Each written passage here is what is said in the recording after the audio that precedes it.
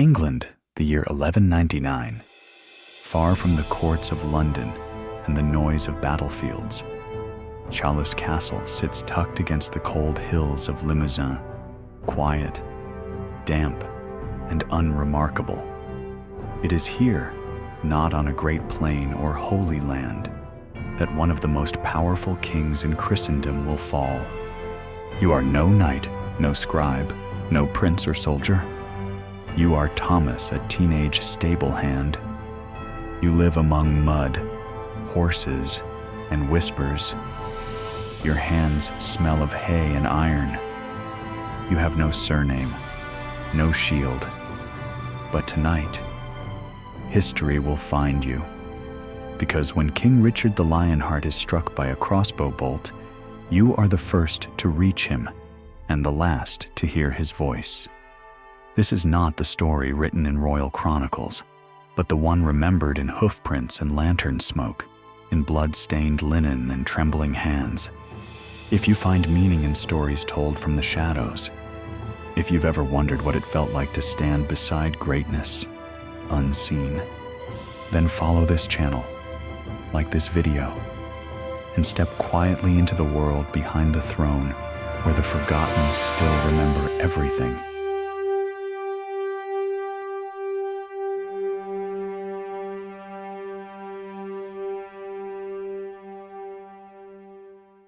The wind finds its way through the gaps in the castle walls like a thief with nothing left to take. Beneath the ramparts of Châlus, torchlight flickers against damp stone, casting long, stretched shadows that move as though reluctant to speak. Somewhere above you, the faint creak of iron rings and the dragging shuffle of boots whisper across the stone. But here in the lower courtyard, where the horses sleep and the hay lies heavy with dusk, all is hushed. You move slowly, not from weariness, but from instinct, a stable-hand's rhythm, balancing a bale of straw on your shoulder. Careful not to spill dust into the feed buckets. Careful not to wake the white mare that kicks at whispers in her sleep. There's a stillness to this part of the castle, a quiet dignity that even kings seldom enter. And tonight, it is yours. You are no knight, no soldier, no son of nobles. You have no armor but the dust on your boots, no sword but the pitchfork hanging from a nail by the barn door. You sleep above the stables with the mice and wake before the crows. When the lords feast, you ladle mash into wooden troughs. When they ride, you clean the dung from their path before they return. No one writes your name in scrolls, but if a horse limps, they look to you before the farrier. If a beast dies in the night, you are the one they summon, silent and expected, like a chimney that must draw smoke or be replaced. You were not born here, nor will you likely die here. But in this moment, this narrow hour between daylight and danger, you are the sole witness to something that history will never quite believe. And tonight, that memory is yours. It begins not with a trumpet or sword, but with the soft shuffle of a king's impatience. You hear it first while sweeping the last of the feed shed, a scrape of metal, then another, outside the gates, beyond the curtain wall.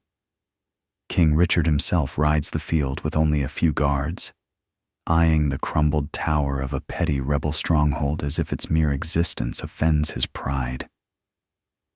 You've seen him before, of course glimpsed him on his charger, tall and golden and loud, his voice carrying like fire over water but always from a distance, always as part of the scenery that surrounds greatness. Today, though, he is oddly close. The servants say he insisted on overseeing the siege personally, though the fortress he's attacking holds little more than an old wall, a handful of poor soldiers, and a spiteful baron with debts. Not worth a king's time, you'd think. But Richard is not a man who tolerates insult. however small, and rumor says the rebel dared to taunt him. Something about a golden treasure, hidden away, or maybe just a letter, mocking him. The details change depending on who's telling it. What doesn't change is this Richard should not be here. Not for this.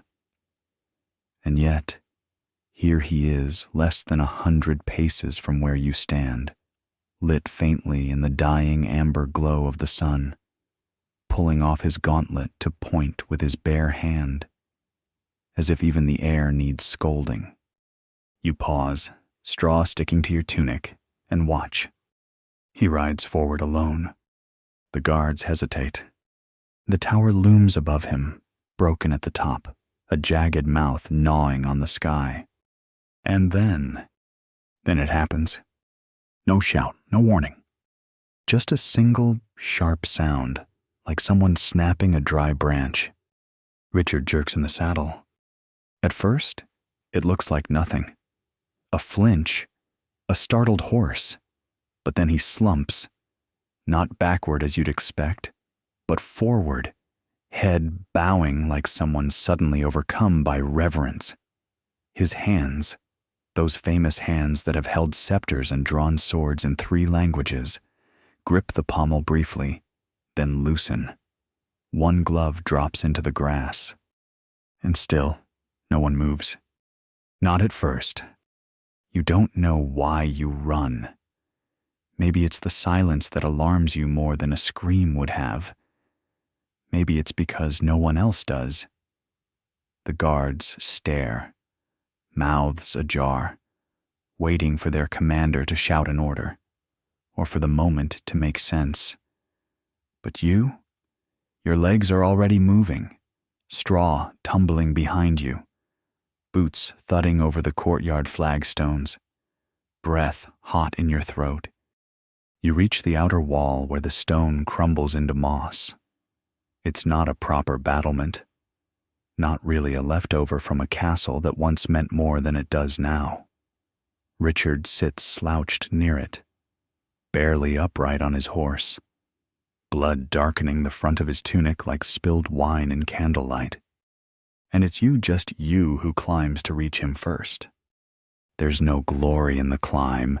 You tear your sleeve on a nail, you slip on moss and scrape your knee, but eventually you pull yourself up onto the flat of the wall, arms burning, lungs raw. The guards are still shouting below, too far behind. And now you're here, face to face with the Lionheart. His eyes are open, focused. Not on you, but on the tower. He doesn't speak at first, just winces, like the pain is a second betrayal following the first. The bolt, because that's what it is. A crossbow quarrel is lodged deep into his left shoulder, just under the collarbone. Not a clean wound, not instantly fatal, but ugly, black-feathered, barbed. You know nothing of medicine, but you've seen what festers. "Help me down," he says. His voice is not booming now. It is quiet, grating, almost human. You nod, reaching up. You're not tall enough. He scoffs, shifts his weight, with a grunt of pain and something like bitter amusement. He half falls, half slides from the saddle into your arms. He's heavier than he looks, and you stagger. You drag him backward, away from the wall's edge. His right hand clamps your shoulder. He doesn't ask who you are, doesn't thank you, but when he breathes, it's through clenched teeth. And when he looks at you, it's with an odd kind of focus, like he's trying to remember your face for a reason, even he hasn't figured out yet.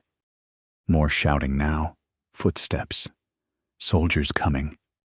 You expect them to knock you aside, but they stop short, hesitate. The king is conscious, and they defer to his stillness.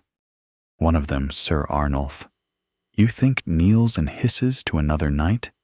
Get the leech. Now. Richard breathes hard, eyes fluttering.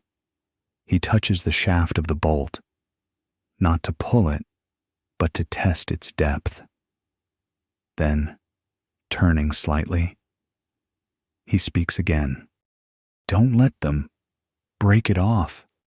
That's it. A king's command, mumbled through pain. Then, a pause. His eyes close for a second longer than a blink. You think he might be slipping into unconsciousness, but then he whispers something else, something no one else hears. Tell them, the shot was clever. You don't know what he means. And before you can ask, the physician arrives. He is already shouting for wine and bandages. And just like that, you are dismissed. The king is surrounded by armored bodies and rough hands. You are nudged aside without malice, like a cup on a crowded table. But even as you stagger back down the stones, you know what just happened. You were the first. Not a noble, not a knight, not a priest or physician. You, the stablehand, were the first to hear him speak after the bolt struck. And though no one marks it, no one sees it, the words cling to you like smoke in wool, a secret tucked between your ribs. Later that night, as the wind claws against the stable shutters and the horses stomp at phantoms, you cannot sleep. You keep seeing the shaft. You keep hearing him say it was clever. And you wonder not for the last time what kind of boy it was who loosed that arrow. What hand, calloused or soft, aimed at a king and hit not just flesh, but the beginning of an ending. They say no one remembers the scream, but you do. You remember it because it wasn't loud. It wasn't the kind of scream a battlefield makes when a man is torn open by steel. No, it was something sharper, shorter, more like a note played too fast on a lute string. A sudden, startled sound, rising not from the king himself, but from one of the guards standing behind him, who saw the arrow's arrival only after it had already sung. Now, in the fading hush of twilight, that sound continues to echo behind your ears. It hums through the rafters of the stable. It hides in the folds of your bedroll. You have not told anyone that you dream of it, that you wake unsure whether it was truly a scream or merely the noise your own throat made when you climbed toward him. The castle is restless now. What was once a minor siege has turned into a bruised panic, barely restrained by banners and ritual.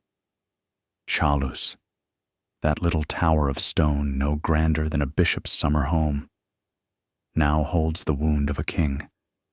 There are more guards now, more torches, more men stomping around who think their boots speak louder than common sense. And you, what of you? You've returned to the stables. As you were told, no one noticed you were the first to reach him. No one thanked you. A boy being in the right place at the wrong moment doesn't merit a ballad. Still, the sweat has dried stiff along your collar, and the small cut on your arm from climbing the rampart is beginning to itch. You scratch it, absently, while brushing down a mare that is far too agitated for this hour. She senses it too. They all do. The animals know something has cracked in the world above them. The wound to the king's shoulder did not kill him, not immediately. That is the lie the guards repeat, trying to convince themselves that nothing irreversible has happened. The crossbow bolt, they say, entered cleanly. It did not pierce his heart. The bone may be chipped, yes. But the king is awake, alert, speaking. The physician has tended to it. But you saw the black feathers. You saw the flesh around the wound already swelling. And you remember the way his breath stuttered when you helped him down. Not from pain, but from insult. He was not expecting to be struck. Not here, not now, not by that. That of all things is what gnaws at you. Because no matter what the soldiers say, no matter what the nobles whisper behind silk sleeves and fur collars, you saw the look on his face, and it was not fear. It was betrayal. You've been sent back to your duties, as though this day is still like any other. Brush the horses, check their shoes, replace the bedding in the stall. You do it all. Your hands automatic, your mind churning. You move slowly, methodically, as if careful work can sew the tear in your thoughts back into something manageable. The stable master, a thick-shouldered man with a nose like a crooked ridgepole, claps a hand on your back at one point and says something about keeping your head down. He doesn't mean it cruelly. He's just seen too many boys think that the king's misfortune means there's a new ladder to climb. But you're not thinking about ladders. You're thinking about the bolt. Where did it come from? Who fired it? Was it an accident? A lucky shot? Or something worse? Something planned. Later that evening, just as the sun finishes bleeding into the hills, a young kitchen boy runs into the stables with wide eyes and a mouth full of gossip, the kind that bubbles out faster than it can be chewed. They think it was a boy. He hisses, breathless, clutching a crust of half-eaten bread like it's the last piece of gold in the realm. You stop brushing. A boy, you repeat. He nods, crumbs falling from his lips. From the tower. One of the rebels. They say he was no older than us. That he waited behind a wall, and when the king rode too close, he loosed the bolt. You blink. Your mouth is dry. How do they know? The boy shrugs. He didn't run. He just stayed. Said he didn't mean to hit the king, only wanted to scare him. He grins, as though sharing a wicked bedtime tale.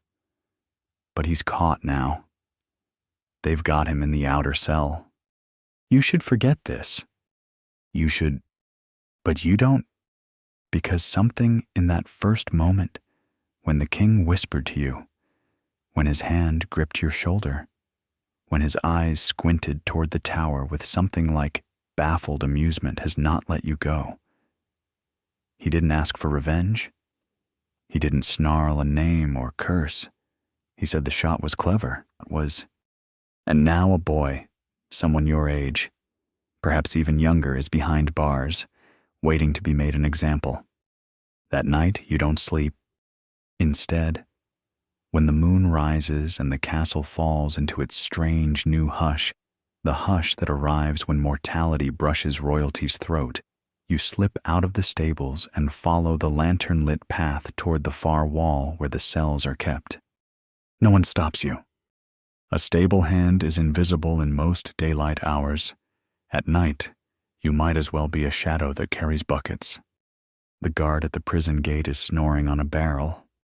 The key hangs on a nail. You don't take it. You don't need to.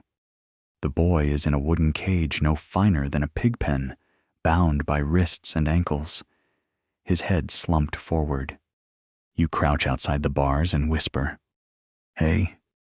He flinches, looks up. His eyes are bright and frightened and defiant all at once. You see his face clearly now. He is no older than 15. His hair is dark and tangled, his tunic torn at the sleeve. His lip is swollen, likely from a soldier's boot.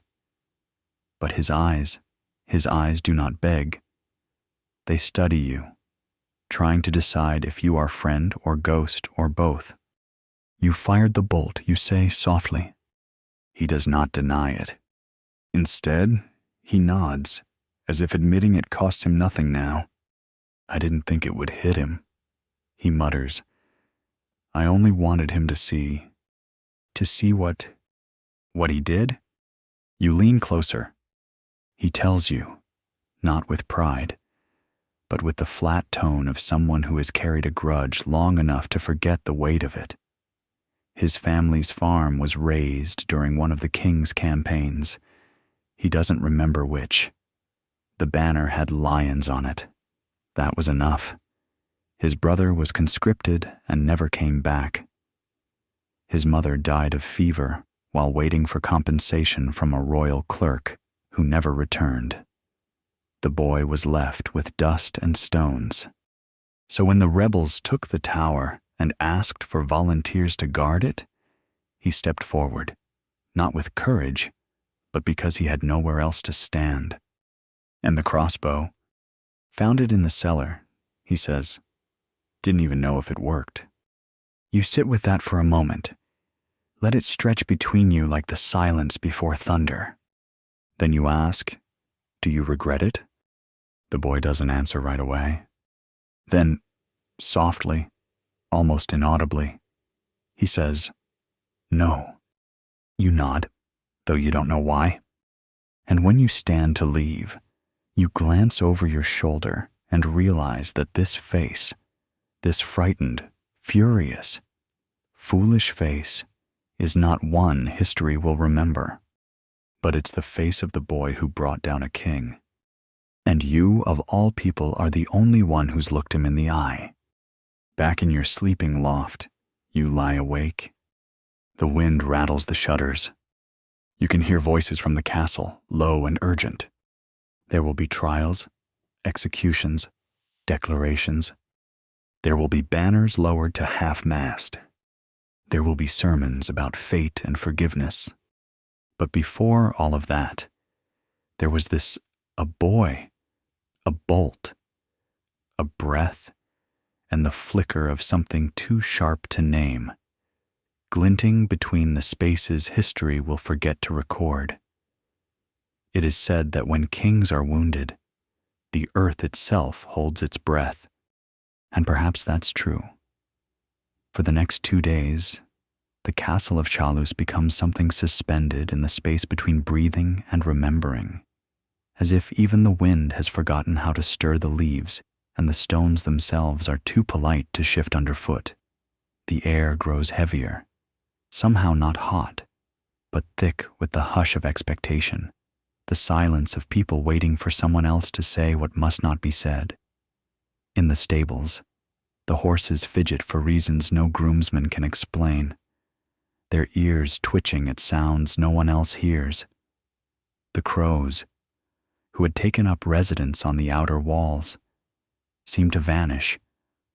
And within the chapel, candles are lit not just for the king's healing, but for the comfort of those around him, because everyone can sense that something has tilted just slightly out of place, and it is not likely to right itself soon. You return to your work each morning as instructed.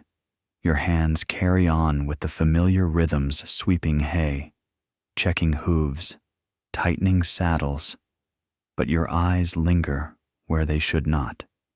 Your thoughts drift where they have no business going. You hear whispers through the courtyard, murmurs around the wells, fragments of news passed from hand to hand like stolen bread, that the king has fever, that the wound was deeper than it first appeared, that the leeches brought in from Limoges cannot draw the poison out, that prayers are being offered in 3 tongues, but none are answered. The castle's physician, a man with more rings than teeth, is said to pace the corridors at night, muttering to himself about inflammation and divine judgment. But when questioned in daylight, he assures the lords that the king is merely resting in strength. You are not invited to see him. Of course not. You're a stablehand.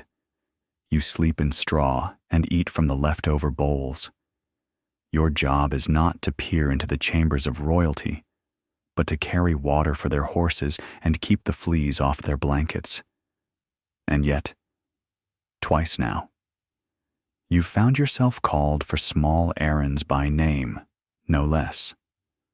Once to deliver a package of clean linens up to the 2nd floor, where a nervous page took it from your hands without thanks. The second time, more strangely, to fetch fresh water not for the king, but for the queen's own scribe, a sour old woman with eyes like slits and a spine so straight you thought she might snap if she sneezed. Both times, you glimpsed the same thing, a quietness that has settled over the upper levels like dust, guards standing with forced stillness, servants moving like ghosts, tapestries that seem to have lost their color, as if they, too, are waiting. And beneath it all, you can feel it, the sense that a lion is dying somewhere just beyond the next door. The king's chamber is guarded day and night now, but you've never been one for dramatics. You know where to stand, and more importantly, where not to stand. You take the longer routes. You dip into corners. You pass through kitchens and sculleries where the smoke thickens the air and masks your footsteps. From one such vantage point, you see Sir Arnulf exit the king's chamber, his face pale, his mouth pressed into a grim line that reminds you of saddle straps pulled too tight. Behind him, a bishop, possibly from Poitiers, judging by the embroidery on his stole, clutches a book so hard you half expect the leather to split open and confess its secrets. That evening, the bells do not toll, and that silence says more than a peal of bronze ever could. You feed the horses, you rake the manure into neat piles, you polish the stirrups even though no one asked you to. The stable smells of damp hay and animal breath, and iron things that do not change, even when the world outside the doors begins to shudder. It is during one of these long, endless hours, when your hands move without thinking, and your mind plays over every word the king said in those brief, breathless moments, that you hear your name spoken again. This time, clearly, from a voice you don't recognize. You turn, and there stands Sir Arnulf. He is not a tall man, but his presence fills the doorway. His armor is plain, not like the gold-stitched parade nonsense the younger knights wear to court. His beard is peppered with gray, and there's a faint scar above his left eye that he makes no effort to hide. "The king asked for you," he says, without ceremony. You blink, unsure whether you heard correctly. He sighs, as if repeating himself to a child. The boy from the rampart. You come, and just like that you follow him. No time to change. No time to clean your hands. Your tunic still smells of horse, and your boots leave faint trails of mud behind you on the polished corridor stones. The king's chamber is lit by 10 candles and 1 window. Richard lies beneath a red and gold canopy, the Lionheart banner draped across the foot of his bed, though it no longer seems to roar. His skin, once flushed with the brightness of battle and pride, is now waxy, tinged with a yellow hue that speaks of something festering beneath. The bolt has been removed, but you can see the bandaging at his collarbone, now crusted with old blood. His eyes are half open. They flick toward you when you enter. No one else speaks. No one moves. He gestures weakly. You kneel beside the bed, the way one kneels in a church when they're too tired to pray. His voice is softer than you remember, but still sharp, still sure. You came. You nod. Your tongue is useless, heavy behind your teeth. He studies you, and for a moment, the silence stretches, not awkwardly, but purposefully, as if the very air must yield to the weight of the next words. They want vengeance, he says, for what that boy did. You know who he means. The boy in the cell, the one with the wild eyes, and the story that no one wrote down. They want to hang him. The king continues, with a kind of dry amusement. Or worse, a lesson. They say, a warning. You swallow, will they? They will if I die, he says simply. But I'm not dead yet. There's a pause. You wait. Then, something unexpected. His lip curls, not in pain, but in something close to irony. You know the worst part, he asks, voice rasping like dry parchment. It was a good shot. You nearly laugh. The breath catches in your chest, half laugh, half sob, and you quickly look down at the floor, ashamed.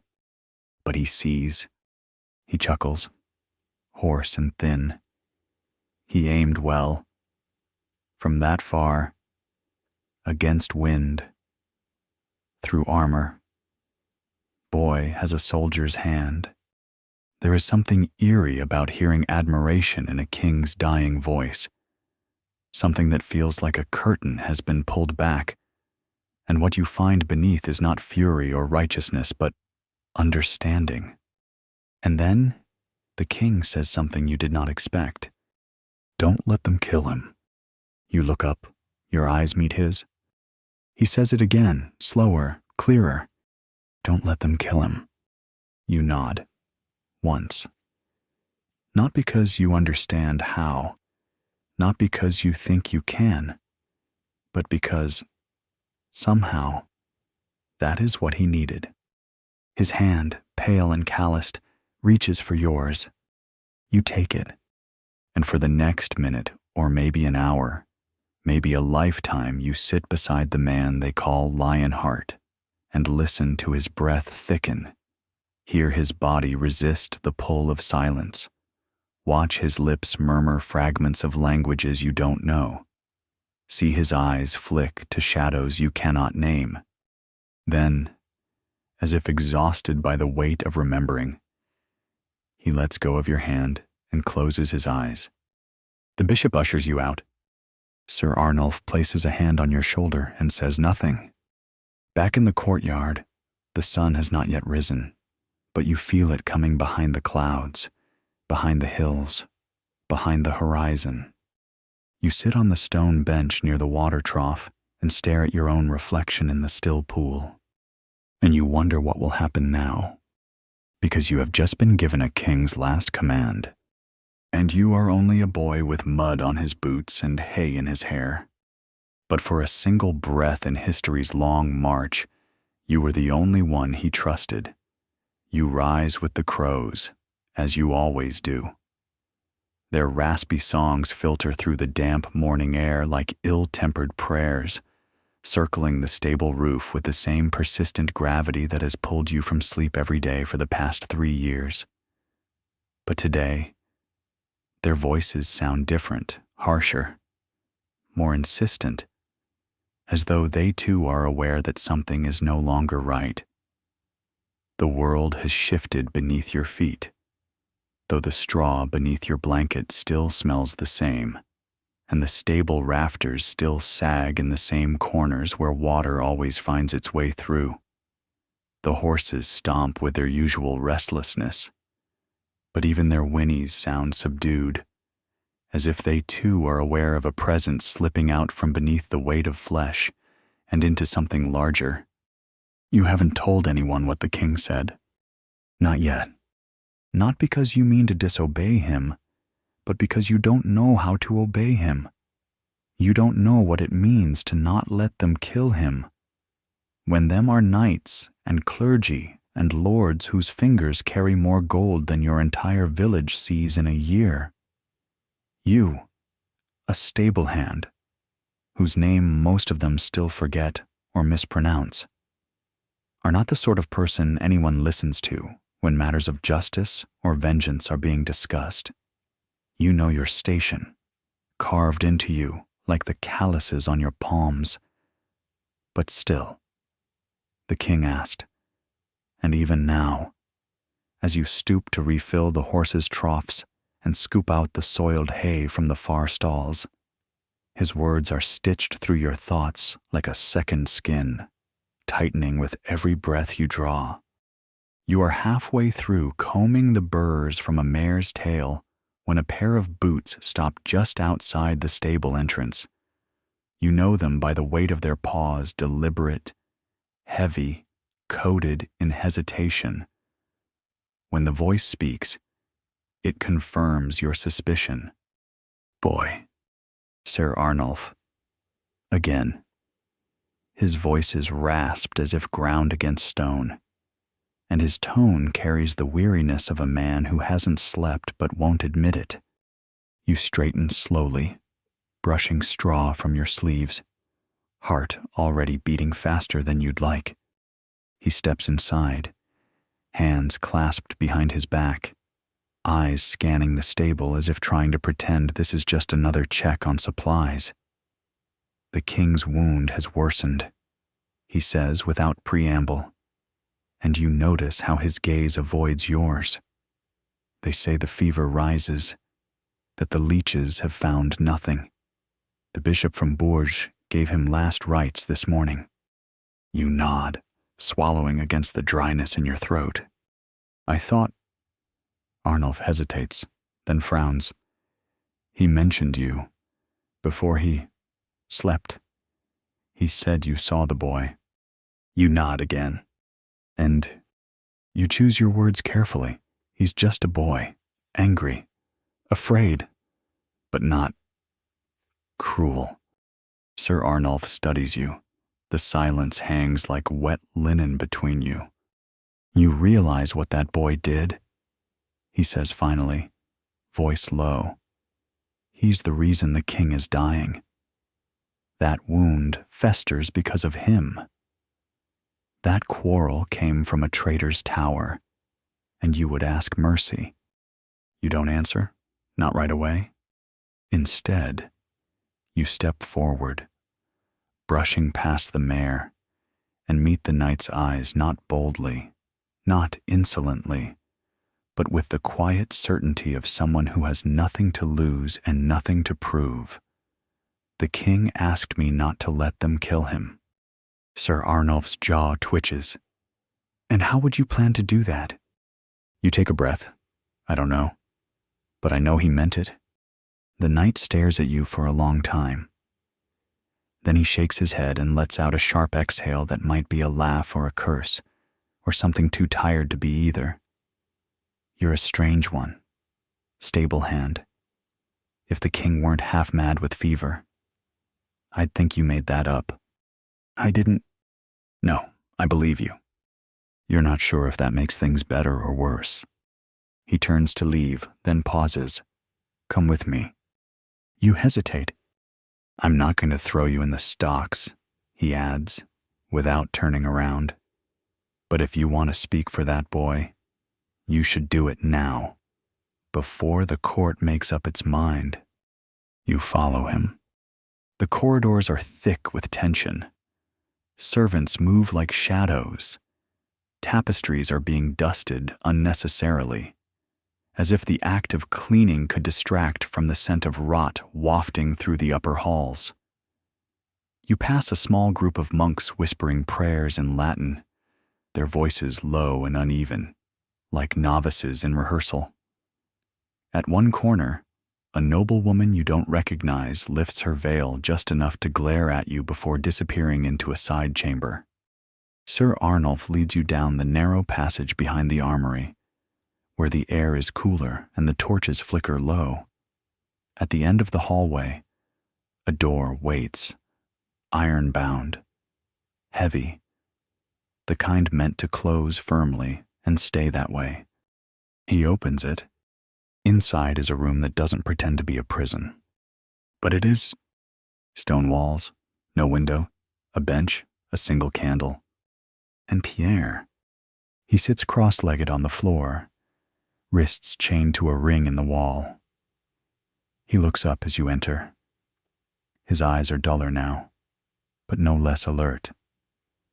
He recognizes you. Nods once. Says nothing. Sir Arnulf closes the door behind you and remains outside.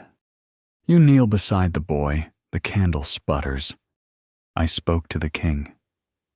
You begin. And even hearing yourself say it aloud feels surreal, as if recounting a tale you once read instead of something you actually lived. He asked for mercy. For you. Pierre blinks, slowly. Then he tilts his head as if trying to make sense of a joke that came too late.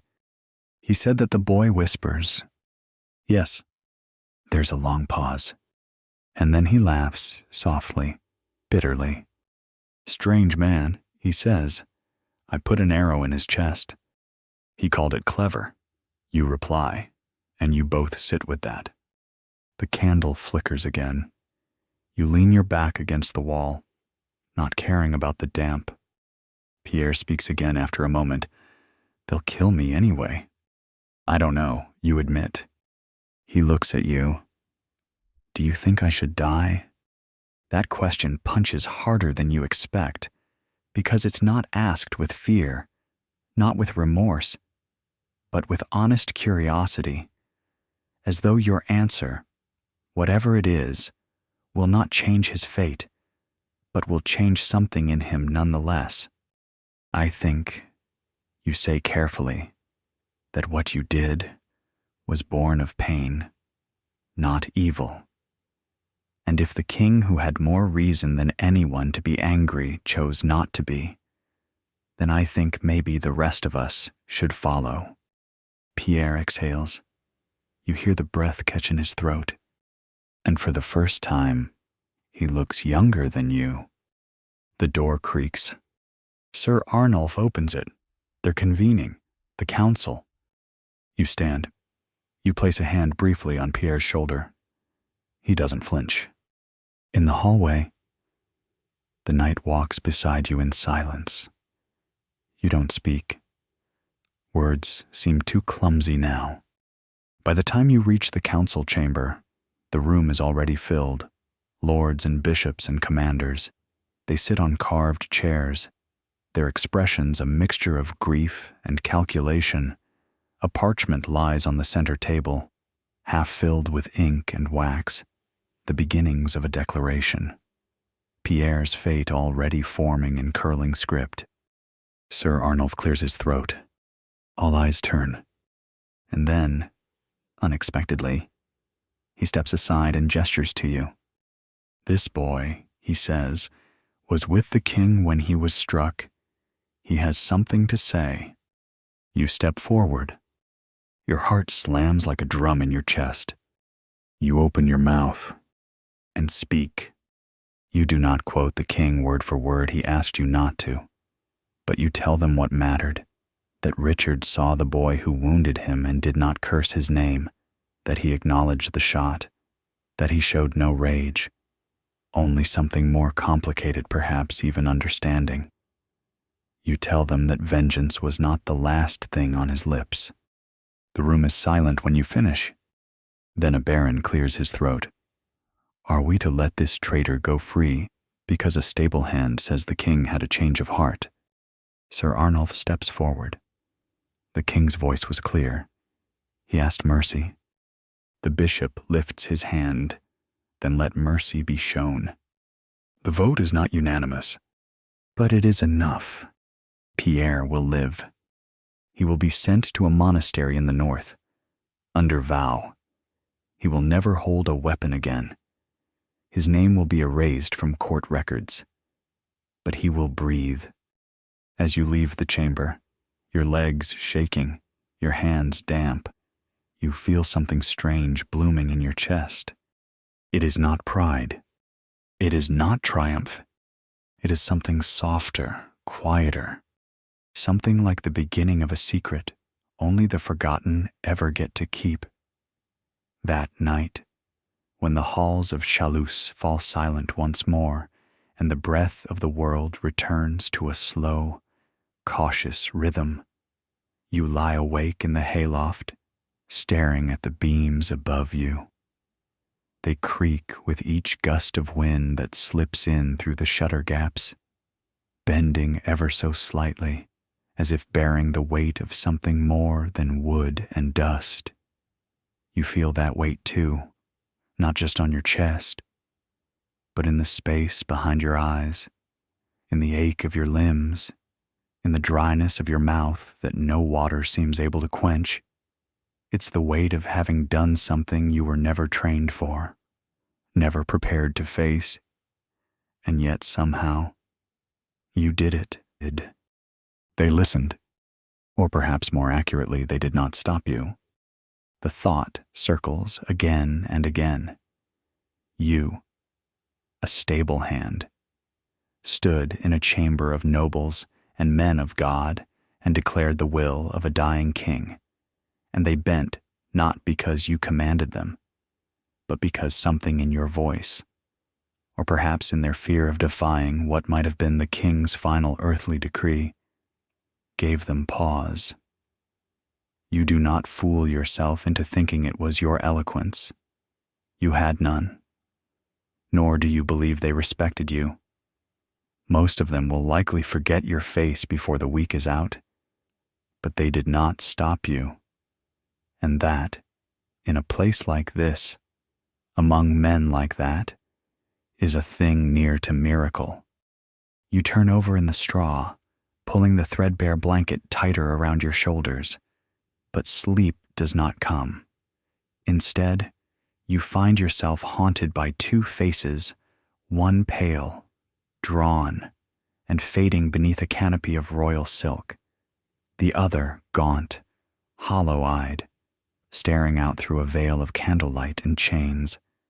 Richard and Pierre, king and peasant, one who ruled by birth, the other who rebelled by accident. Both, somehow, stitched into the fabric of your life now, like names carved beneath a saddle flap. The next morning, the castle is still. Too still. There is no dawn trumpet, no shouting of squires in the yard, no clattering of harnesses in preparation for a hunt or a march. Even the cook fires seem to burn more gently, their smoke rising like incense from the chimneys rather than the usual frantic columns of early morning chaos. And then it comes, the slow tolling of the bell from the chapel tower. Once, then again, then again. Not the quick rhythm of mass, nor the urgent ring of alarm. This is the sound that follows a death. Each peal falls like a stone into your chest. You do not need to be told. You already know. King Richard is dead. You knew it the moment the first bell struck, and yet something within you hoped foolishly, desperately, that he might rally, might surprise the world once again by outlasting even the venom in his own blood. After all, he had escaped worse. Prisons, ambushes, betrayals. And wasn't that what made him Richard the Lionheart? The man who could not be broken. But now he is broken. Gone. And with him, the last barrier between memory and history. You walk to the chapel with your head bowed. Not out of protocol, no one notices you anyway, but because your body cannot seem to lift itself higher. Along the corridor, others pass in near silence. Servants with red eyes and smeared sleeves. Guards walking stiffly, their boots scraping too loud on the stone. A few nobles in mourning cloaks stand near the door, speaking in hushed tones that carry more calculation than grief. You recognize their faces but not their words. You don't need to. You know already they are thinking of what comes next, who inherits, who benefits, who steps into the silence the king has left behind. Inside the chapel, the candles burn low. Richard lies on a bier beneath the stained glass window. His armor has been polished to a mirror shine, and his hands are folded over the hilt of a ceremonial sword that was never meant to draw blood. His face is peaceful, if pale, too peaceful, you think, as though someone has covered the rage and wit of a lifetime with a layer of wax and ritual. They have draped him in the lion-emblazoned cloak. At his feet lies a carved lion of stone. At his head, The crown gleams faintly in the candlelight gold. Yes, but duller than you imagined it would be. No one stops you when you approach. Perhaps they assume you have business there. Perhaps they simply don't see you. You kneel beside the bier. The scent of beeswax and incense thickens the air. Your throat tightens, not with tears, but with something more complex, a knot of awe, sorrow, and confusion you cannot begin to untangle. You remember the last words he said to you, his grip, his breath, the strange flicker of humor in his eyes as he joked about the boy who shot him. And now he is silent.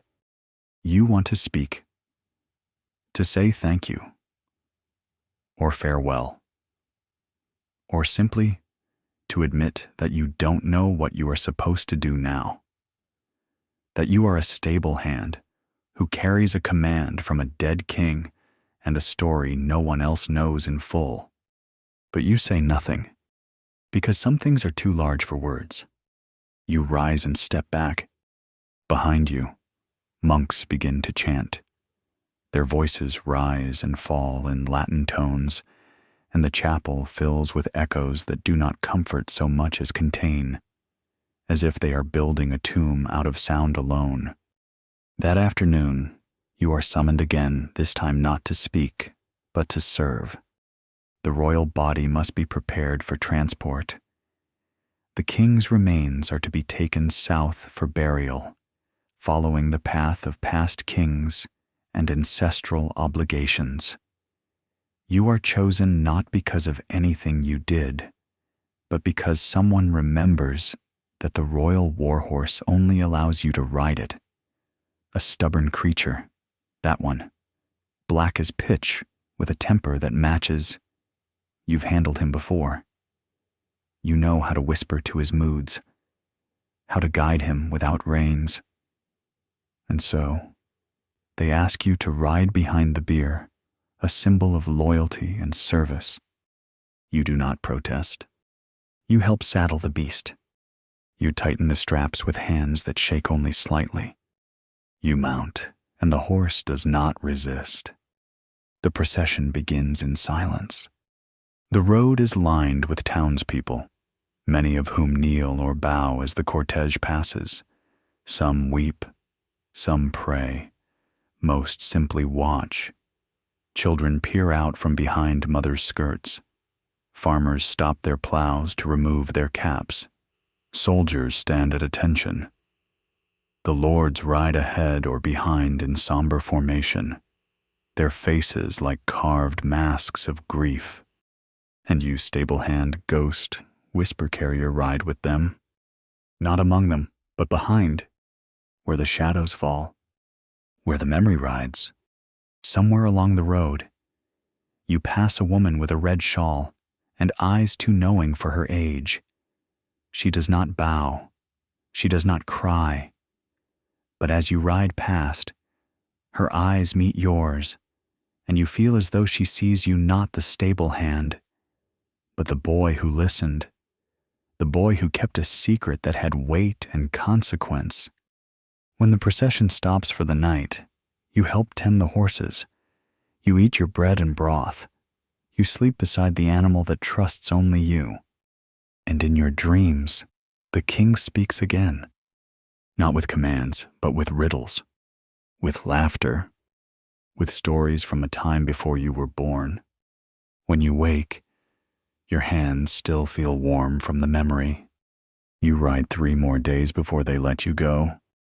They say nothing of thanks, only that your task is complete.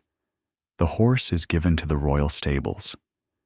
You are given a pouch with silver coins, enough to buy a pair of boots and a cloak, maybe more if you know how to bargain. You walk away. No title, no medal, no name sung in stone.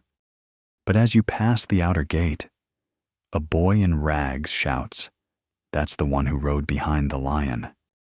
You do not turn. You do not wave. You simply walk forward into the dusk, carrying a story that no one will ask you to tell. Not now. Not yet. But someday, maybe.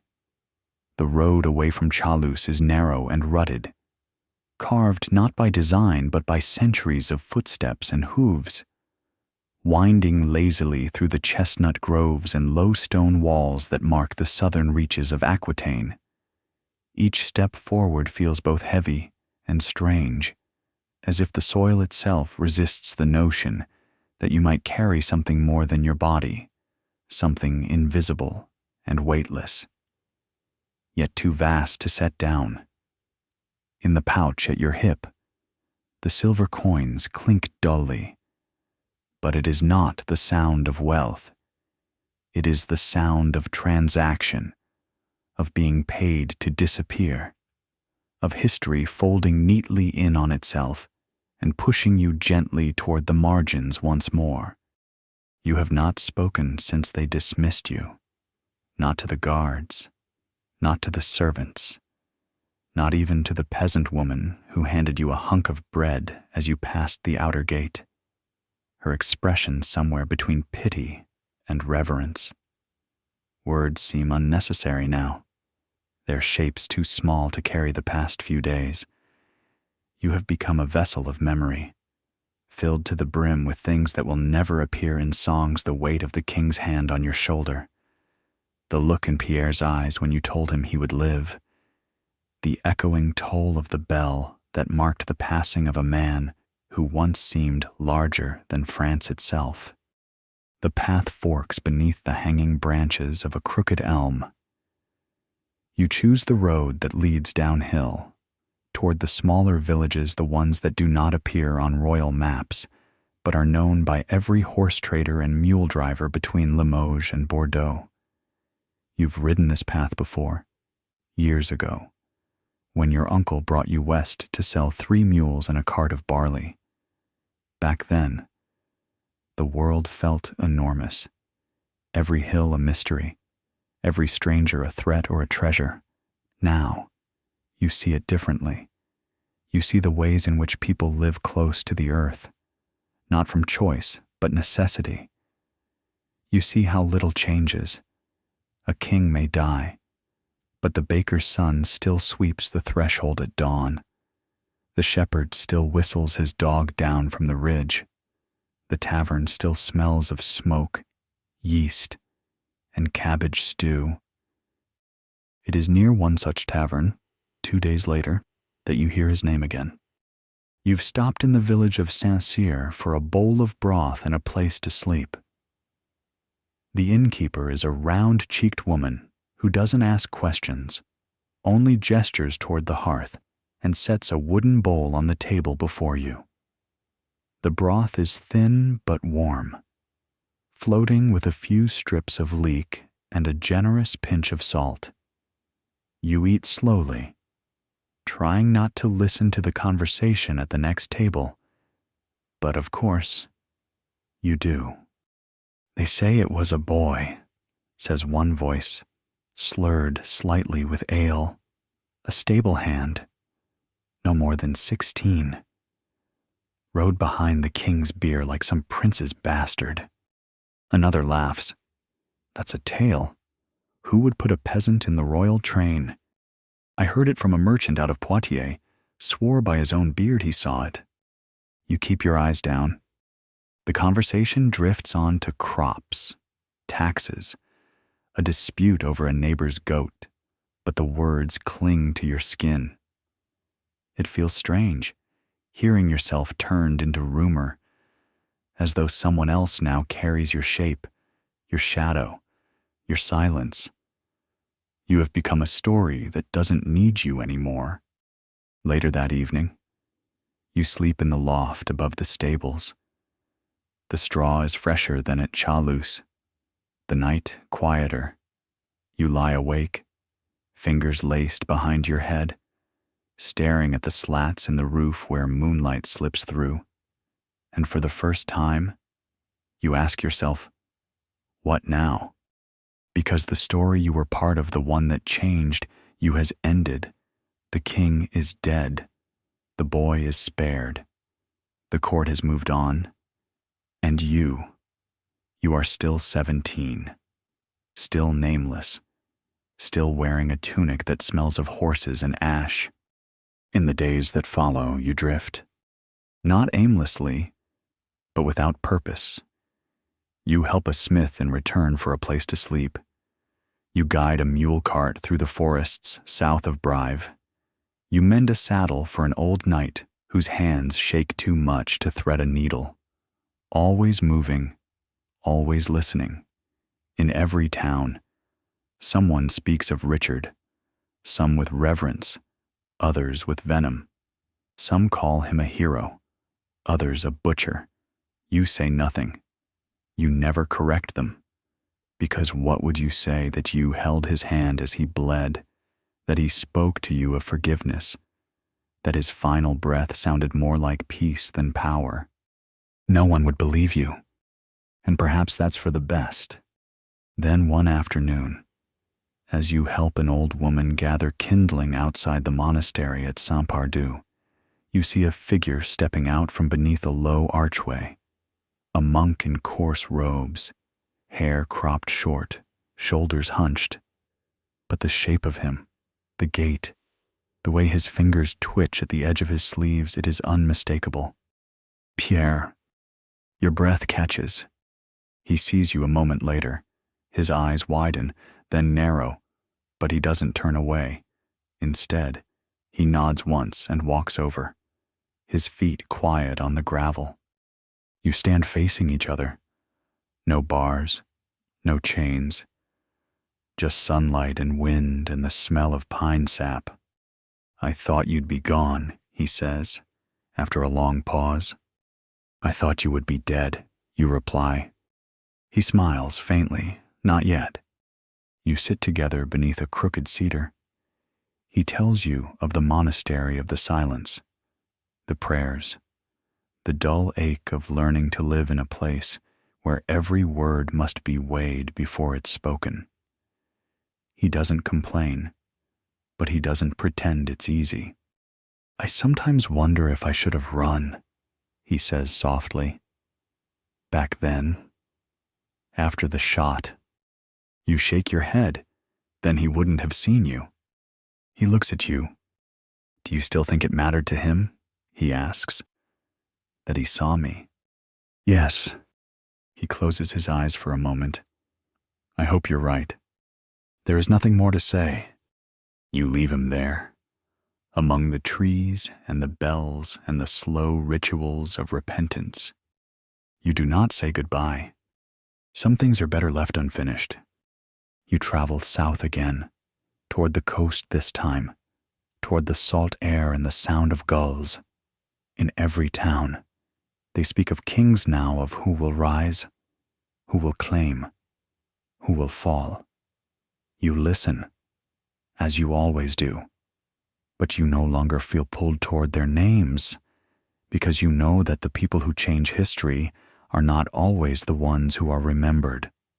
Sometimes they are just stable-hands, or boys with crossbows, or strangers who carry secrets too heavy to share. And one night, as the wind hisses across the cliffs near La Rochelle, you sit beside a fire built from driftwood and dried seaweed. You close your eyes and breathe in the scent of salt and smoke. And you remember his voice, low and tired and full of something close to mercy. You remember the feel of his blood on your fingers, the weight of his gaze, the strange humor in his final smile. And you understand, finally, that you will carry him always, not because he was a king, but because, for one brief moment in the long, quiet passage of your life, he looked at you and saw. The city of La Rochelle greets you not with warmth, but with the scent of tar, fish, and the constant creak of ropes swaying in the harbor wind. You arrive at dusk, the horizon bleeding orange and violet behind the maze of masts that sway like tired flags in the bay. The sea breathes here, not in gentle whispers, but in the rasping, salt-heavy exhales of a city that has long known the burdens of trade and tide.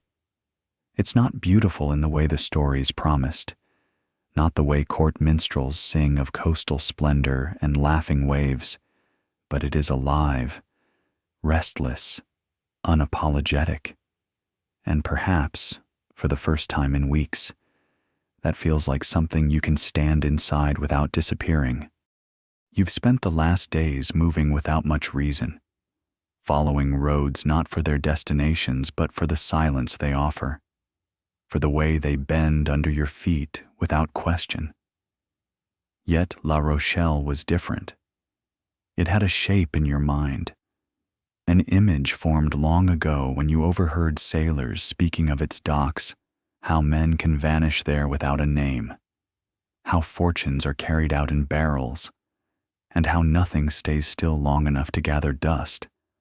It is, they say, a place where old stories sink and new ones rise on the tide. That sounds like what you need. You find lodging above a cooper's shop a single room with a crooked window and a door that sticks in its frame. But the price is fair, and the view of the harbor makes it feel like you're suspended above the world. From here, each morning, you watch the ships, merchant cogs laden with barrels, sleek coastal skiffs darting between the wharves, the occasional galley from Iberia with its strange curved prow and billowing lateen sail. You wonder, often, where they are going, what names their captains call when no one else is listening, what cities they have touched that you will never see. It isn't long before you find work. Labor, mostly. The kind that requires a strong back and a quiet tongue. Loading crates, cleaning hulls, helping a ferryman whose daughter can no longer row due to a crooked spine. No one asks questions. No one cares about your name or where you slept last season. That is the gift of places like this. You are whoever you are willing to be. And yet, you remain haunted, not by Richard's death itself, for that has settled into your bones like a bruise that no longer hurts unless pressed, but by the shape of his voice, the gentleness of that final order, the way it fell from his lips not as a command, but as a plea trusting you, a boy with no title and no sword, to carry out what no scribe would record. At night, you think of that moment again and again, not because you need to remember it. You could no more forget it than you could forget your own name, but because each recollection seems to shift its edges, offering a different truth depending on the silence around it. Was it mercy, truly? Or was it a king, tired of blood, ready to step away from the blade? If only for a breath. The question follows you as you move between the piers. One morning, while carrying sacks of flour from the harbor storehouse to a departing vessel, you hear a familiar word pass between two sailors. Châlus. You freeze, your hands still gripping the coarse canvas. Said they buried his heart in Rouen, his entrails in Châlus, and his body in Fontevraud, the taller sailor says, balancing a crate against his hip. A holy trinity of rotting flesh, if you ask me. The other snorts, fitting for a man who couldn't stay still even in death.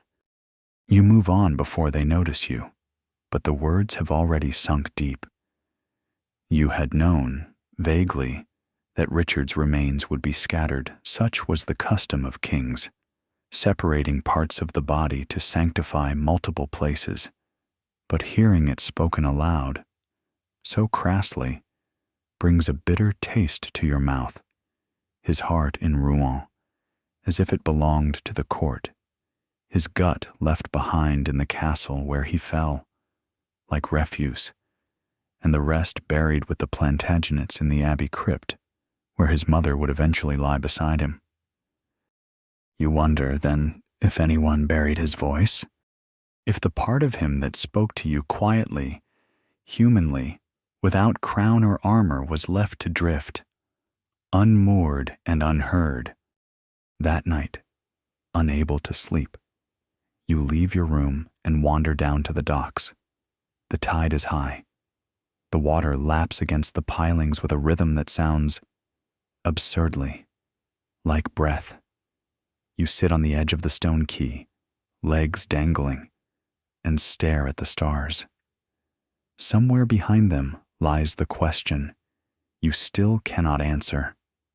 Why you? Why did he choose you? Why did he trust a stablehand with mercy when he had bishops at his bedside and knights at his beck and call? Was it simply because you were there? Or because, in that moment, you asked for nothing? You remember his eyes, not the gold-ringed stare of a ruler, but something quieter, duller, the look of a man whose armor had finally cracked. You had seen it, held it, and now you are left holding what remains. In the weeks that follow, the rhythm of La Rochelle becomes familiar. You fall into a pattern of early mornings, long hours, sore muscles, and evenings of quiet observation. You grow used to the way sea salt settles in your hair. The sting of rope burns across your palms, the ache in your thighs after hoisting casks up gangplanks that never sit quite steady. You do not complain.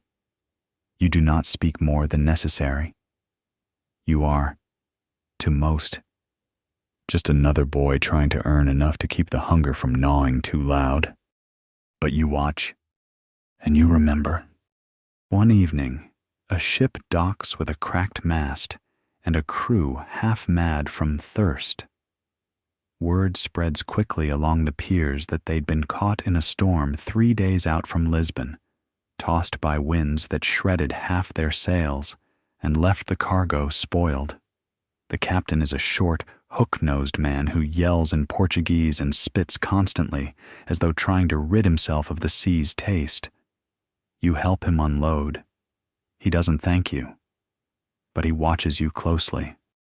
The next day, he finds you again and offers coin for a simple job to stand watch on the ship overnight while his crew drinks and sleeps ashore. You accept without hesitation. A night alone on the deck sounds more like rest than risk. The ship is quieter than you expected. The deck groans under your feet. The ropes creak, and the sail flaps loosely in the wind. But nothing feels dangerous. You pace for the first hour, then settle near the stern, listening to the tide thump against the hull. At some point past midnight, as the lanterns flicker and your eyes begin to blur with fatigue, you hear footsteps. Not many, just one pair. You rise slowly. A figure emerges from below deck. Not the captain, not one of the crew. A man, cloaked, hooded. He stops when he sees you, says nothing. You don't reach for a weapon you have none. Instead, you stand your ground and wait. After a moment, he lowers the hood. His face is familiar, though you can't place it. He speaks. You were at Châlus. You say nothing. He nods slowly, as if confirming something only he had suspected. I saw you, behind the bier, on the black horse. Still, you say nothing. He walks closer, not threatening, not rushed. I served Richard, he says. Long ago. Before the Crusades.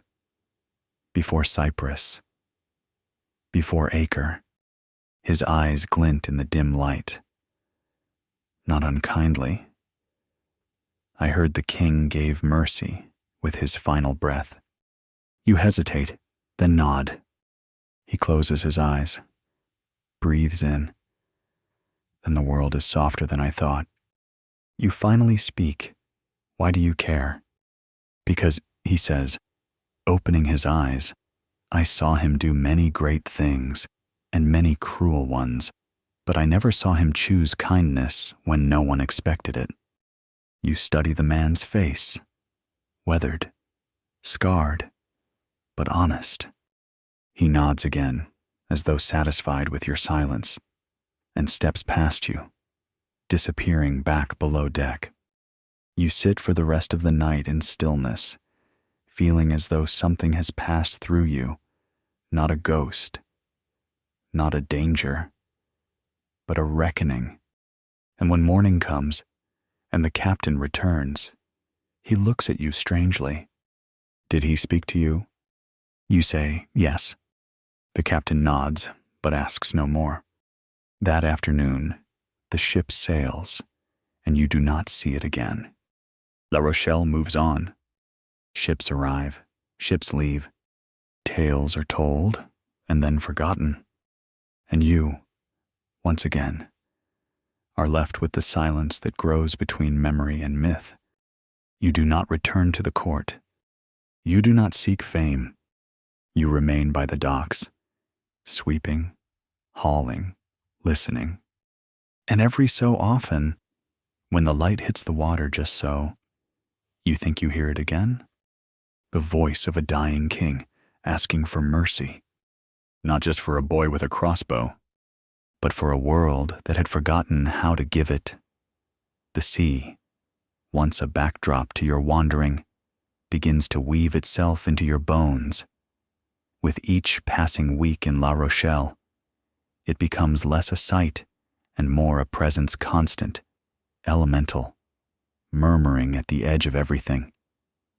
You wake to the sound of gulls and the soft thump of waves against hulls, and in your dreams, you sometimes drift upon it, not in a ship, but as though your body itself had become a vessel. It's not adventure you long for, nor glory, nor escape. It is something quieter, a kind of erosion. You want the sea to wear you down slowly, to carry away the pieces of you that still pulse with memory, until you are smooth and unburdened as driftwood, and yet, memory is not so easily dissolved. Each morning, before the tide retreats, you sweep the dock beside the pier master's hut. It is not your assigned duty, nor does anyone thank you for doing it. But there is something in the rhythm of broom against salt-warped planks that steadies your hands and stills the knot behind your ribs. The old pier master, a man with one eye and an endless supply of insults, lets you be. He says little, except when angry, which is often, and directed mostly at the ledger sheets that seem to grow more errors than numbers. It is during one of these mornings that you see her. Not the sea, not the pier master, not another sailor, but a woman, standing still at the edge of the dock with the strange patience of someone who has not come to depart or arrive. She wears a traveling cloak, dark blue with pale embroidery at the edges, and her hands are gloved despite the early spring warmth. She does not look at the ships. She looks at the water itself, as if expecting it to answer her. You would not have noticed her at all, except that she is utterly still. And in a place where everything moves, ropes swaying, sails shifting, water never ceasing, stillness draws attention like a wound. You sweep closer, not deliberately, but out of instinct. Something about her presence feels suspended in time. Then she turns. Her eyes find yours, and you stop, because you've seen her before, not in this port, nor in a town, but in the upper halls of Châlus.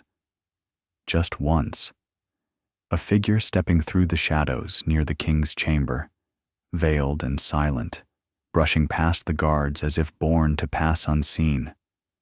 She had worn blue then, too, and Richard had looked at her with something unreadable. Was it longing? Was it sorrow? Whatever it was, It had been real and rare. She walks toward you now, and though your heart begins to hammer, your hands remain at your sides.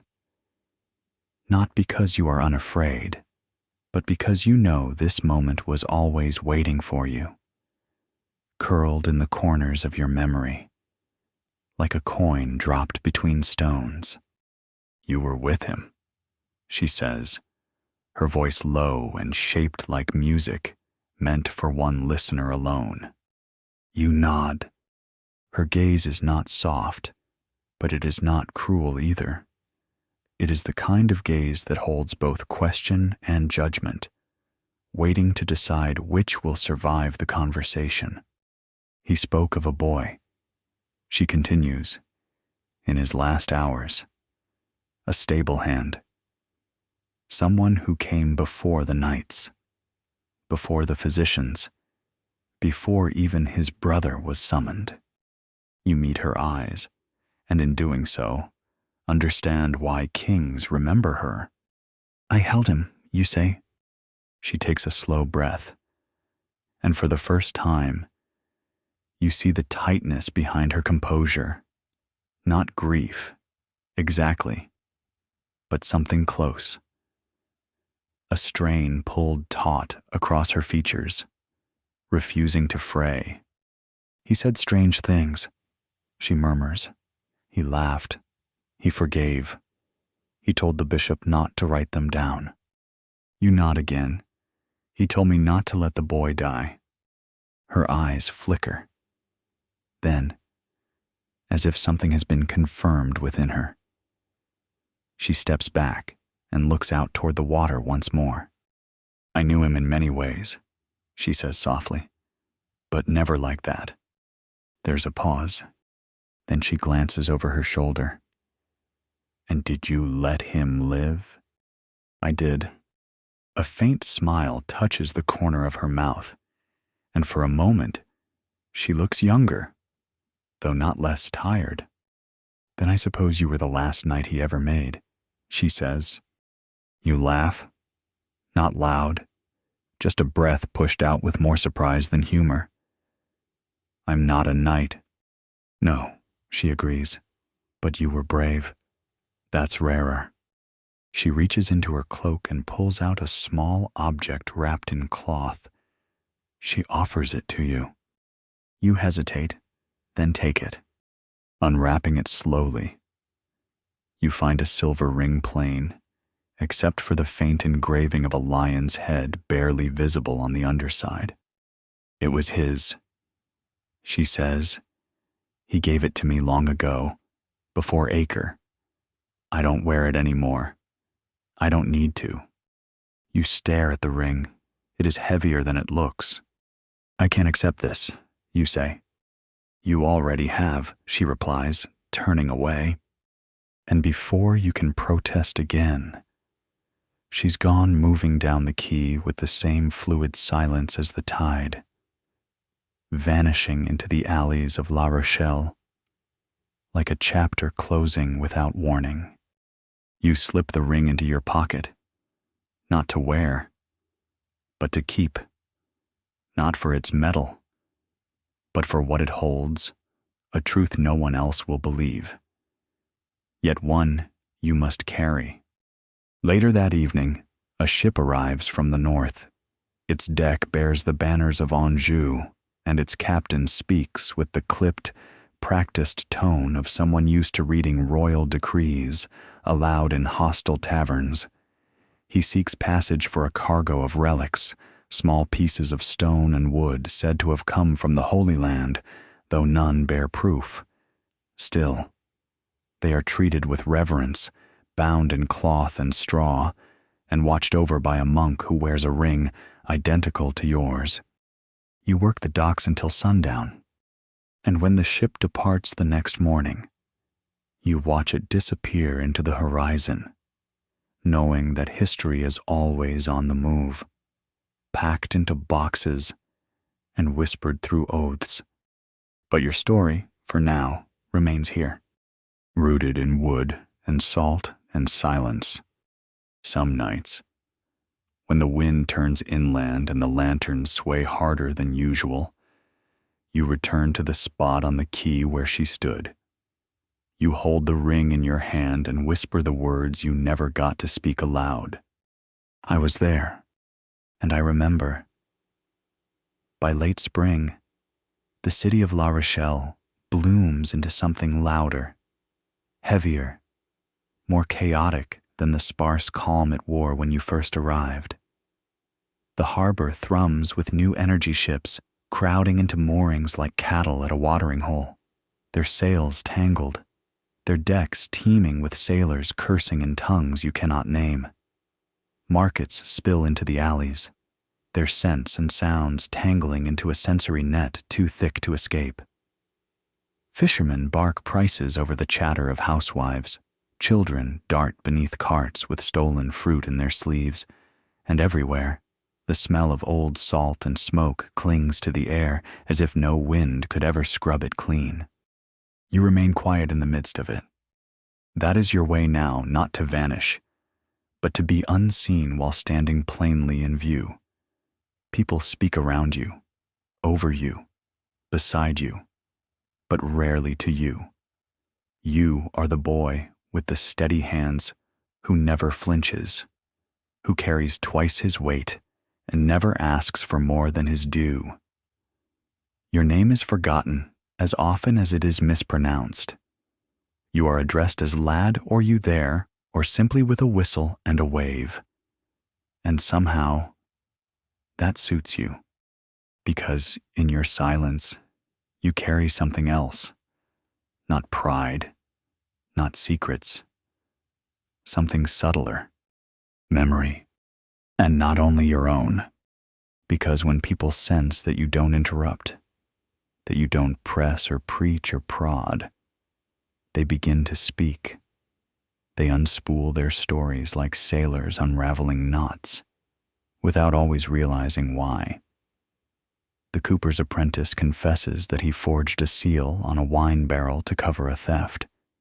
The widow who sells sea urchins by the wharf tells you she once fed a wounded soldier and hid him under her floorboards until his breath turned cold. A merchant from Tours, drunk on his own imported brandy, tells you he saw a king once young and laughing, not yet scarred riding through the Loire Valley with his brother in tow.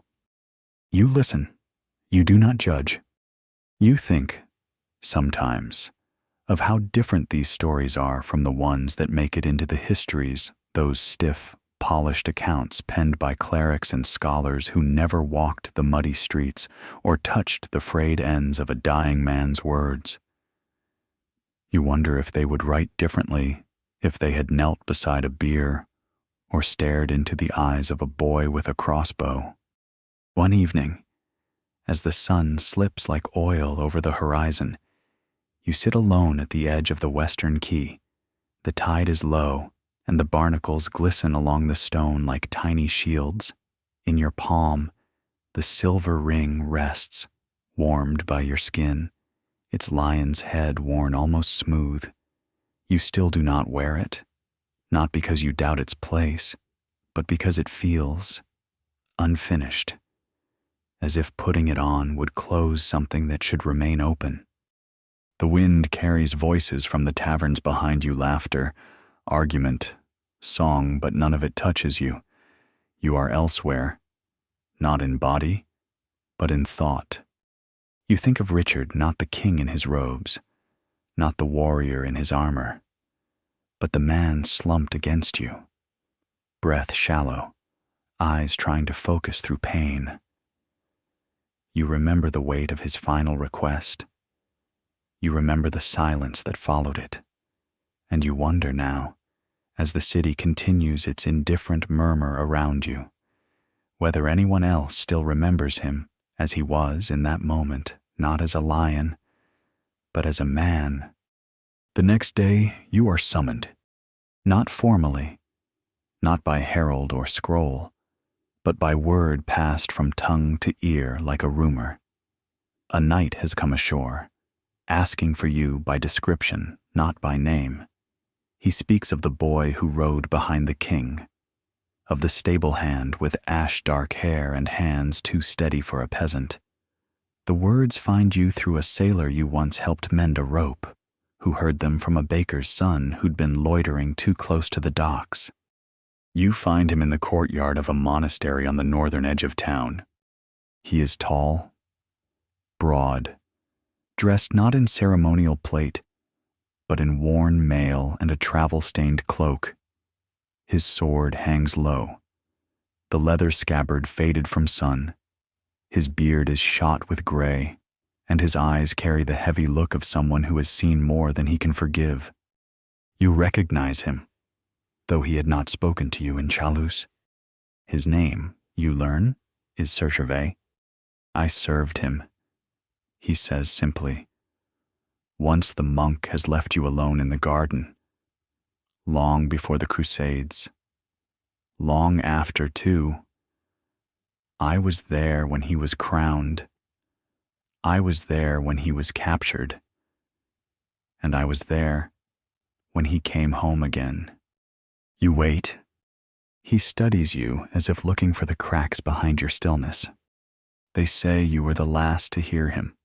He continues, that he chose you, though no one knows why. You nod, slowly.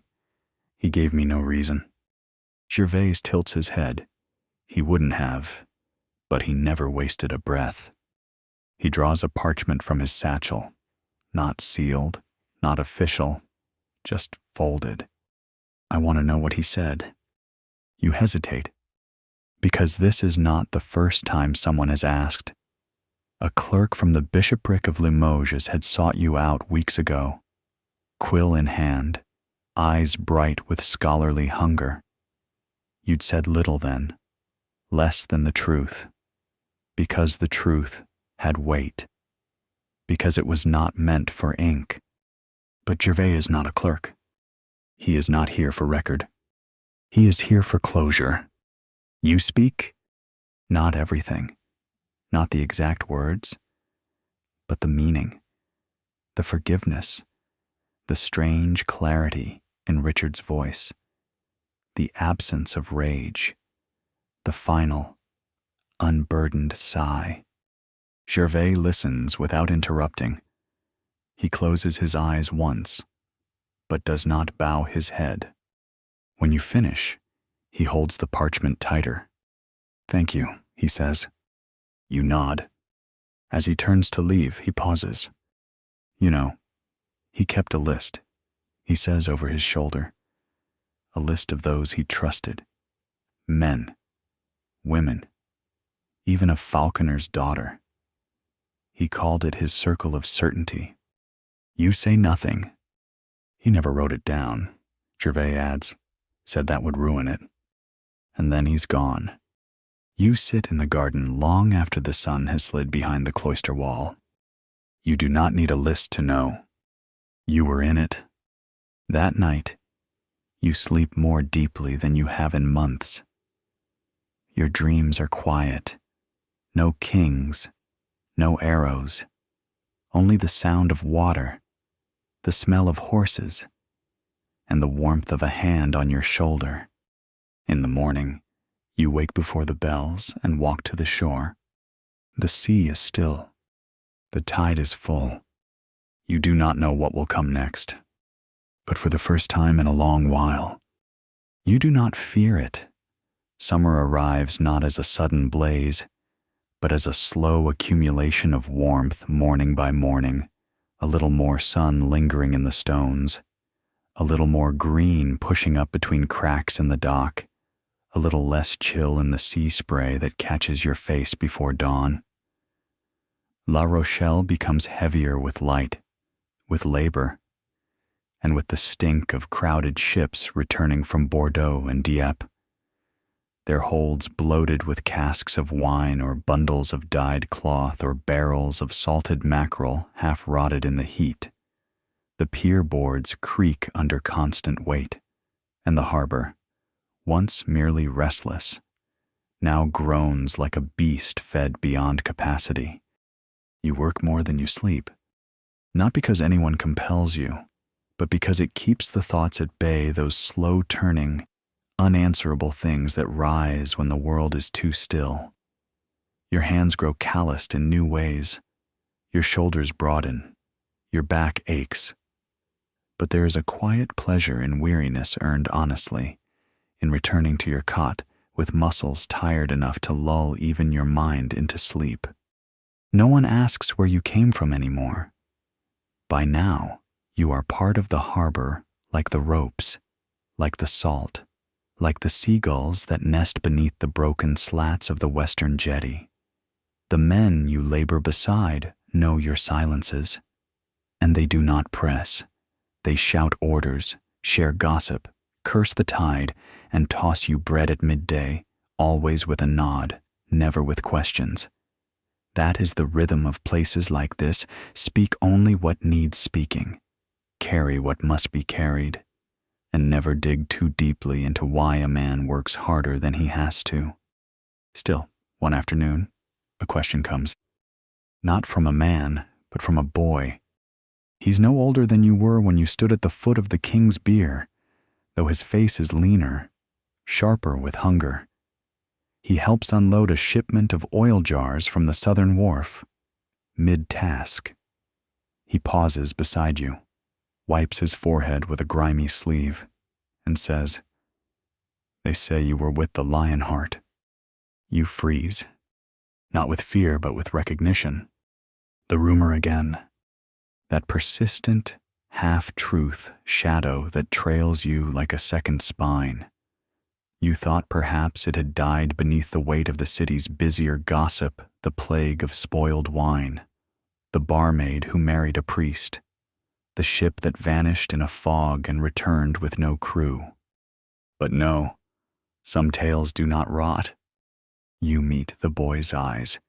He is not mocking you. He does not smile. He waits. "I was there," you say simply. His gaze sharpens. Did he really die smiling? You pause, not because you're unsure, but because the question itself is wrong, not cruel, just too eager, as if the boy wants confirmation of a legend, not the truth, as if the story of Richard the Lionheart must end in a grin, a gleaming sword, a heroic farewell shouted from ramparts. You shake your head, slowly.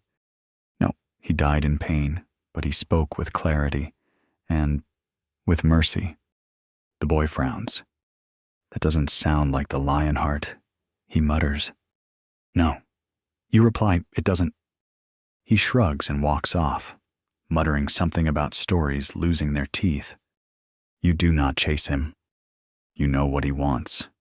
He wants the Richard of the poems, the blood-drenched paladin, the holy warrior who stormed Jerusalem on a tide of fire, the one who swung his blade like judgment and sang hymns as enemies fell.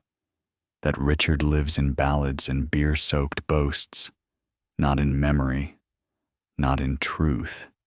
The truth is quieter. The truth bleeds slower. And you were there when it did. That evening, you find yourself walking north, away from the docks, away from the bustle, toward the bluffs where wind and grass speak louder than men. The hill rises gently, lined with shriveled pines that lean toward the sea, as if drawn by some invisible force. You climb until the city disappears behind you. Below, the water churns against stone. Above, gulls cry like ghosts who've forgotten their own names. You sit on a flat rock, knees drawn up, eyes on the horizon, and for the first time in weeks, you allow yourself to say his name aloud.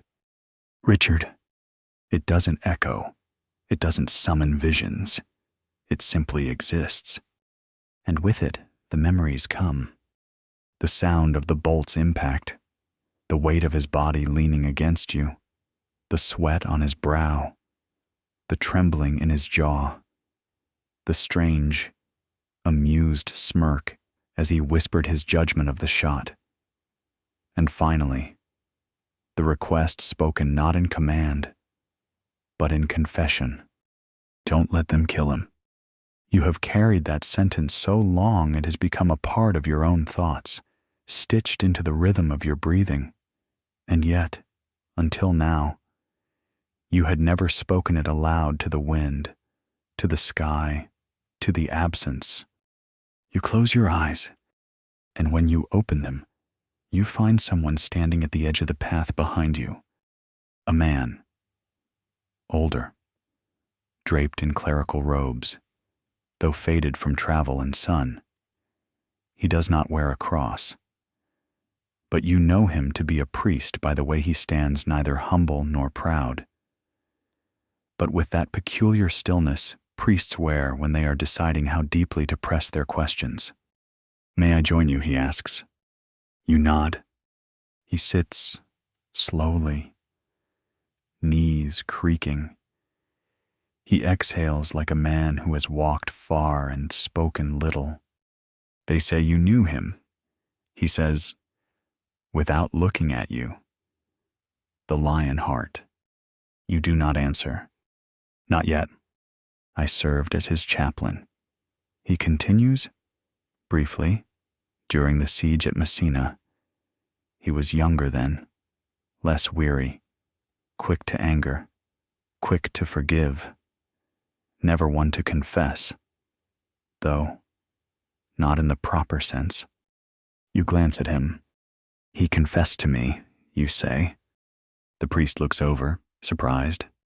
"Before he died," you add, "not to a priest, just to a boy." He does not laugh. He nods. And then he says, "Sometimes that's what we need. Not ritual, not doctrine, just someone who's listening." You feel something unspool inside your chest gently, without pain. The priest continues, more to the wind than to you. He was not a simple man. He killed easily, fought fiercely, loved intensely, but I think he wanted peace. In the end, not victory, not vengeance, just peace. You whisper, "He gave it."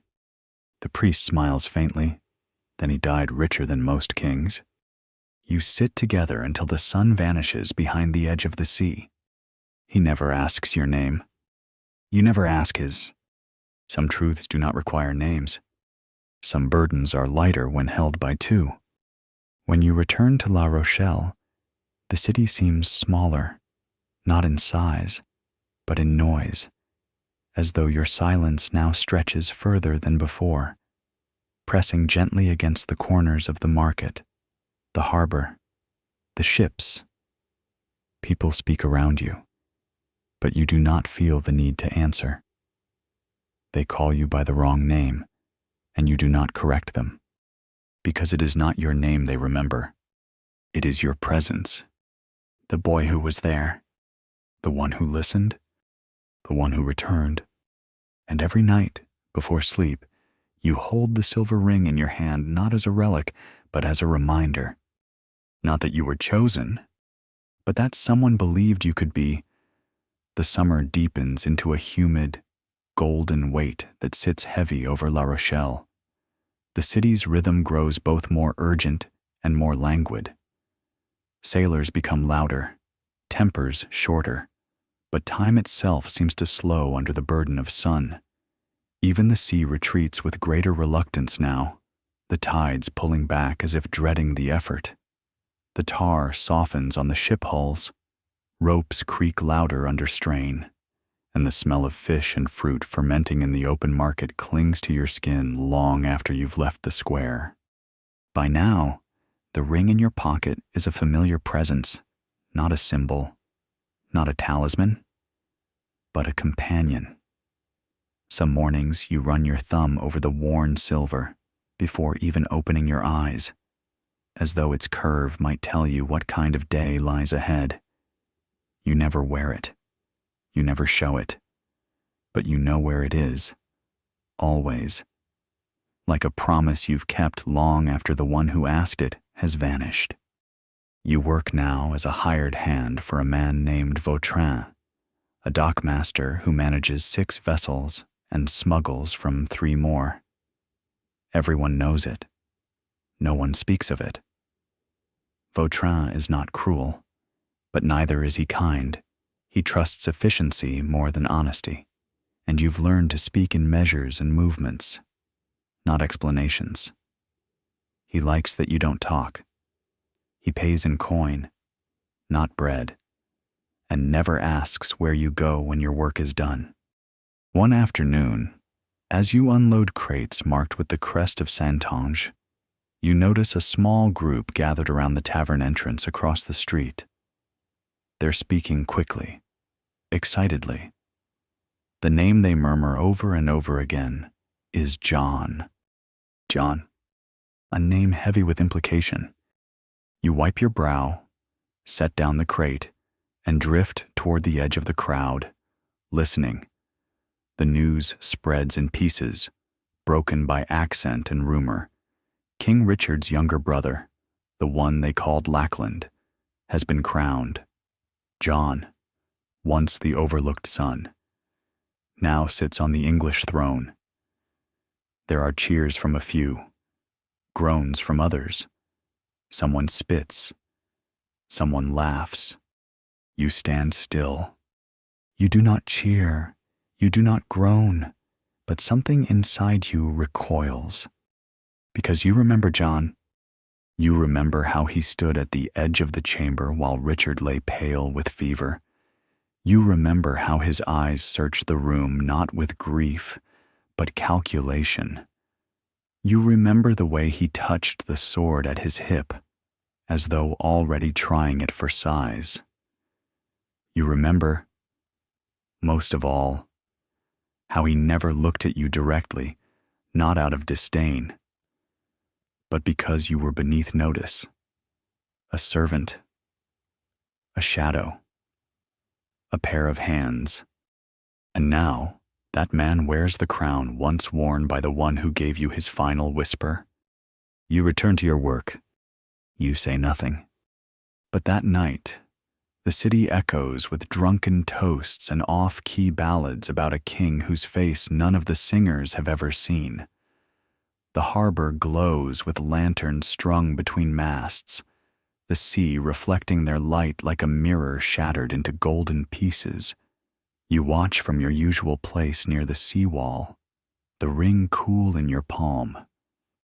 John, you say quietly, and the sea does not answer. 2 days later, Vautrin sends you upriver to retrieve a delivery from a monastery near Saint-Jean d'Angely.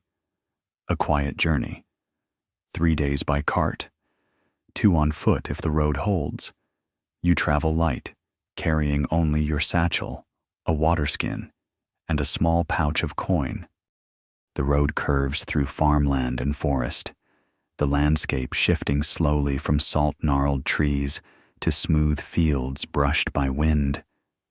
Along the way, you see pilgrims moving south, merchants moving north, soldiers riding with too much noise and too little discipline. None speak to you. You prefer it that way. At the monastery, you are greeted by a pale novice with a voice so soft it seems borrowed from someone else. He leads you through a cool cloister to the rear garden, where the crates await. But before you leave, he asks if you'd like to hear the prayer for the dead. You almost refuse. Almost. But then you nod. He leads you to the chapel. Inside, the air is thick with wax and thyme.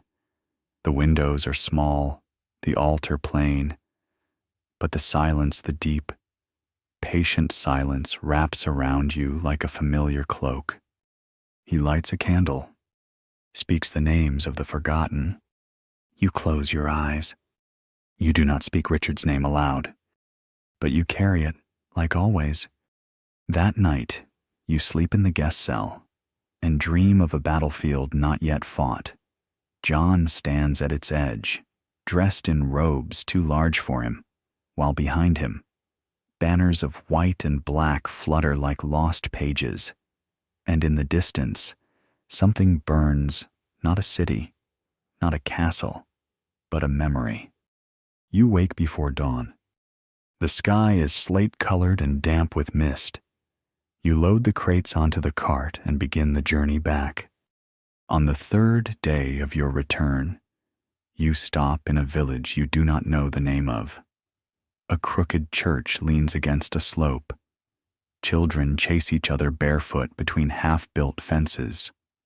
A woman sits spinning wool on the steps of a ruined hall, and when you pass, she looks up and says, "The world has shifted, hasn't it?" You nod, unsure if she means it metaphorically or not. She gestures at your ring, though you hadn't noticed you were holding it in your hand. That belonged to someone important. You pause. He was... Her eyes narrow. You served him. Yes. She nods, once, then carry it, and speak when it matters. That evening, back in La Rochelle, Vautrin is waiting. He grunts approval at your return, counts the crates, and tosses you a coin without counting it. You don't check it either. Payment is secondary. What matters is the weight of your satchel and the quiet that settles behind your ribs when you step back onto the dock. You return to the seawall, watch the tide rise, and for the first time in weeks, you whisper the boy's name. Pierre. You wonder where he is now, whether the monastery still holds him, or whether he has found some place to begin again. You imagine him in a vineyard, perhaps, or tending herbs behind a stone wall. You imagine him silent, as you are silent, each of you carrying the same fragile mercy across different paths. Later that night, you find yourself speaking aloud not to the wind, not to the water, but to the space beside you where no one sits. You told me to spare a boy. You pause. I did. And then, after a long silence, you add, "What would you have me do now?" There is no answer, but you feel the wind shift. Just enough. The winds change again.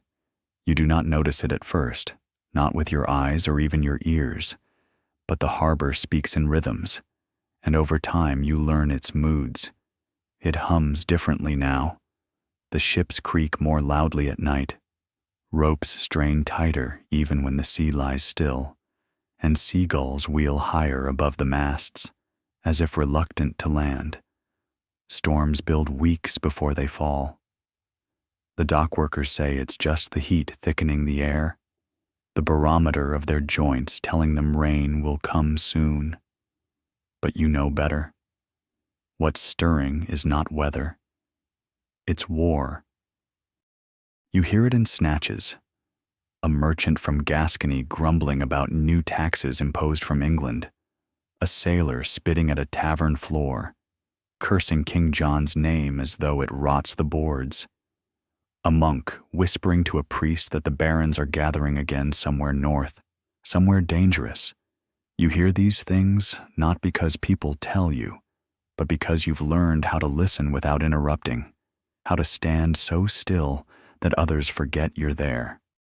And in the quiet between voices, you understand the peace that Richard tried to leave behind has already begun to fray.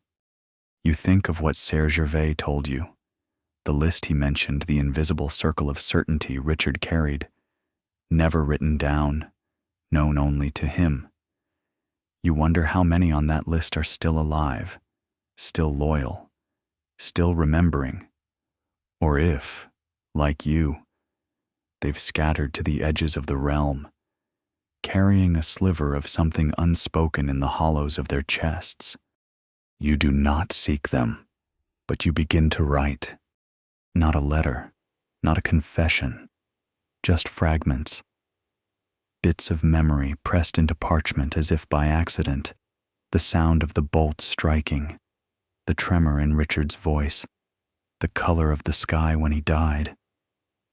You write it not because you plan to send it, but because you cannot allow it to vanish completely. And still, the news grows darker. Word comes that John has seized lands that were once loyal to his brother, that he has turned his suspicions inward, punishing allies for imagined slights. In Poitou, a baron's estate is razed. In Normandy, a courier is hanged without trial. Even here in La Rochelle, you notice it, the captain of the harbor watch is replaced without warning, and foreign ships are searched more aggressively. The flags of England still fly, but now they do so beneath nervous glances and hushed words. One morning, you wake to shouting in the street below. You rise from your cot above the cooper's shop and step to the crooked window. Soldiers? Not many. 5, maybe 6. Their armor bears no heraldry, only red bands tied to their upper arms. They move quickly, knocking on doors, dragging a man from the bakery by the collar. His wife screams from the doorway, clutching a crying child. No explanation is given, no warrant read. Within minutes, the man is gone, taken toward the citadel, and the street falls back into its usual rhythm, as if nothing had happened at all. You descend the stairs and begin your work, but the image clings. By evening, the taverns buzz with versions of the tale the baker was harboring a scribe loyal to Arthur of Brittany. The baker had written a poem mocking the king. The baker had once served wine to someone who later disappeared. Truth dissolves into conjecture. You do not speak, but that night, you take the ring from your satchel and set it on the table before you. It gleams dully in the lamplight. You remember what the woman in blue told you, the one who had walked away from the royal court and given you this small, silver weight? Speak when it matters. You wonder, has the moment come? Would Richard have spoken? Would he have stayed quiet? Or would he have acted in a way that no longer fits inside the shape of this world? You leave your lodging early the next morning, heading toward the church at the edge of the harbor.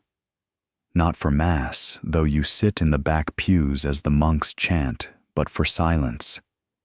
The kind of silence that holds questions rather than answers. You light a candle. Not for the baker. Not even for Richard. For yourself. To see if the flame flickers when you breathe near it. It does. Later that week, you receive a visitor. You are sweeping the back steps of Vautrin's warehouse when a stranger appears in the alley. His clothes are plain, but clean. His beard is trimmed, his eyes sharp. He holds himself like a man who expects to be obeyed, though not necessarily respected. A courier, perhaps, or a clerk. He speaks your name. The name you gave, not the one from Châlus. Your hands pause on the broom. You carry a ring, he says, lion-headed, silver, given to you by a lady in blue. You do not answer. He steps closer, then lowers his voice. She was one of us. You narrow your eyes. He does not smile. There are others, he says, scattered, hidden. Men and women who remember him, not the King of Crusades, but the man of that final season. We call ourselves the List. You blink. The List? He nods. Because he never wrote us down. He spoke to each of us, trusted each of us, in different ways, for different reasons. And what do you want from me? He looks at you, steady. Nothing, except this when the time comes. We will act, not for crowns, not for thrones, but for the version of him that must not be erased. And when that moment comes, we hope you will remember who you are. He holds out a small token wooden carved with a lion inside a circle. You take it. He leaves. You do not see him again. But that night, you sleep with the token in one hand and the ring in the other. And your dreams are not filled with war, nor kings, nor arrows, but with silence and the soft, low voice of a man who once chose mercy. The season turns, the winds shift once more, and somewhere beyond the horizon, a storm gathers, not in the sky, but in the courts of kings and the hearts of those who remember. You return to your work. You mend sails, unload cargo, guide ships into harbor.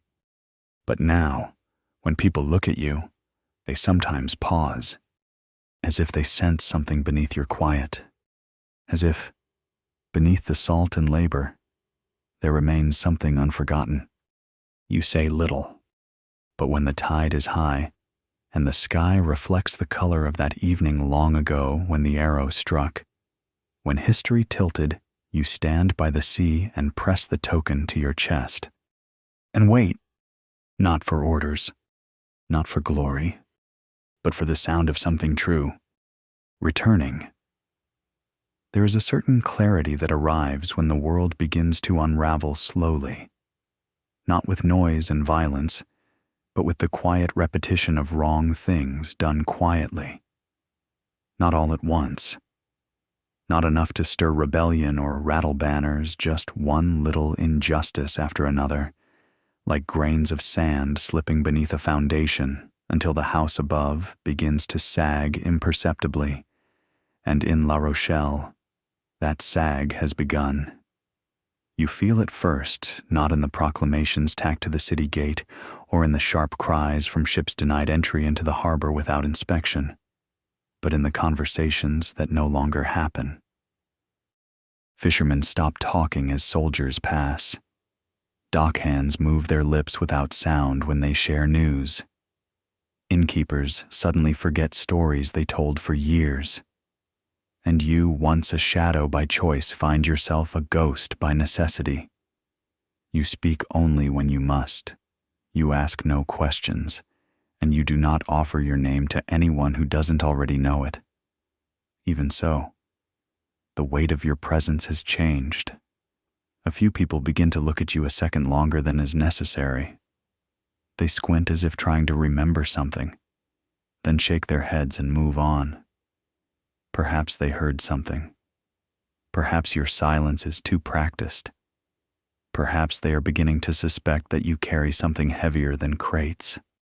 The ring remains in your pocket, the wooden token in your satchel, wrapped in cloth to protect it from salt and sweat. You do not take it out often, not because you fear it, but because each time you look at it, you are reminded of a promise made to someone whose absence still aches like a bruise you press out of habit. The weight of Richard's final request lives in your chest not like a debt, but like a breath held too long. By late summer, the streets of La Rochelle begin to host strange visitors. Couriers ride through without dismounting. Merchants from the east arrive with fewer wares and more guards. A Templar knight is seen at the city gate, his red cross smudged, his tunic stiff with road dust. He speaks to no one and leaves the same day. Some say he's searching for a relic lost during the last siege. Others say he's hunting for someone. You do not wait to find out. You ask Vautrin for work outside the city, something beyond the docks, beyond the eyes of soldiers. He frowns. You're good with your hands. Why leave now? You shrug. The tide is turning. He squints at you, spits, and mutters something about boys with old eyes. He gives you a letter. It's sealed, unmarked, handed to you without ceremony. Take this to Montendre, he says. There's a man there who owes me a favor. He'll put you to work. You leave that same evening, carrying only what you need. The road south is lined with dry hedges and low stone walls that crumble into themselves. The days are hot, but the nights hold a chill that arrives just before dawn, slipping beneath your cloak and curling around your bones. You walk quickly, speaking to no one. sleeping beneath trees or in abandoned barns, ears attuned to the rhythm of horses that do not belong on these roads. Montendre is smaller than La Rochelle, less crowded, less suspicious, but no less burdened. The town square hosts a well, a baker, a blacksmith, and 2 taverns that do not speak each other's names. The man Vautrin sent you to is named Hervé. He is tall, with a back twisted from an old fall and hands that never stop twitching. He doesn't ask about the letter.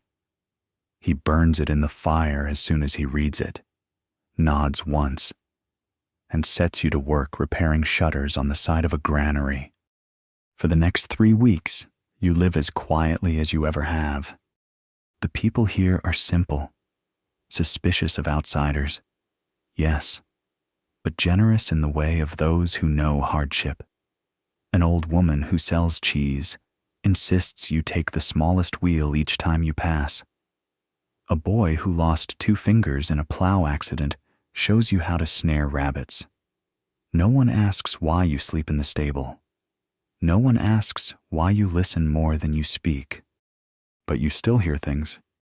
You hear of a baron to the east who refused to kneel to John's envoys and whose lands were seized in a single dawn raid.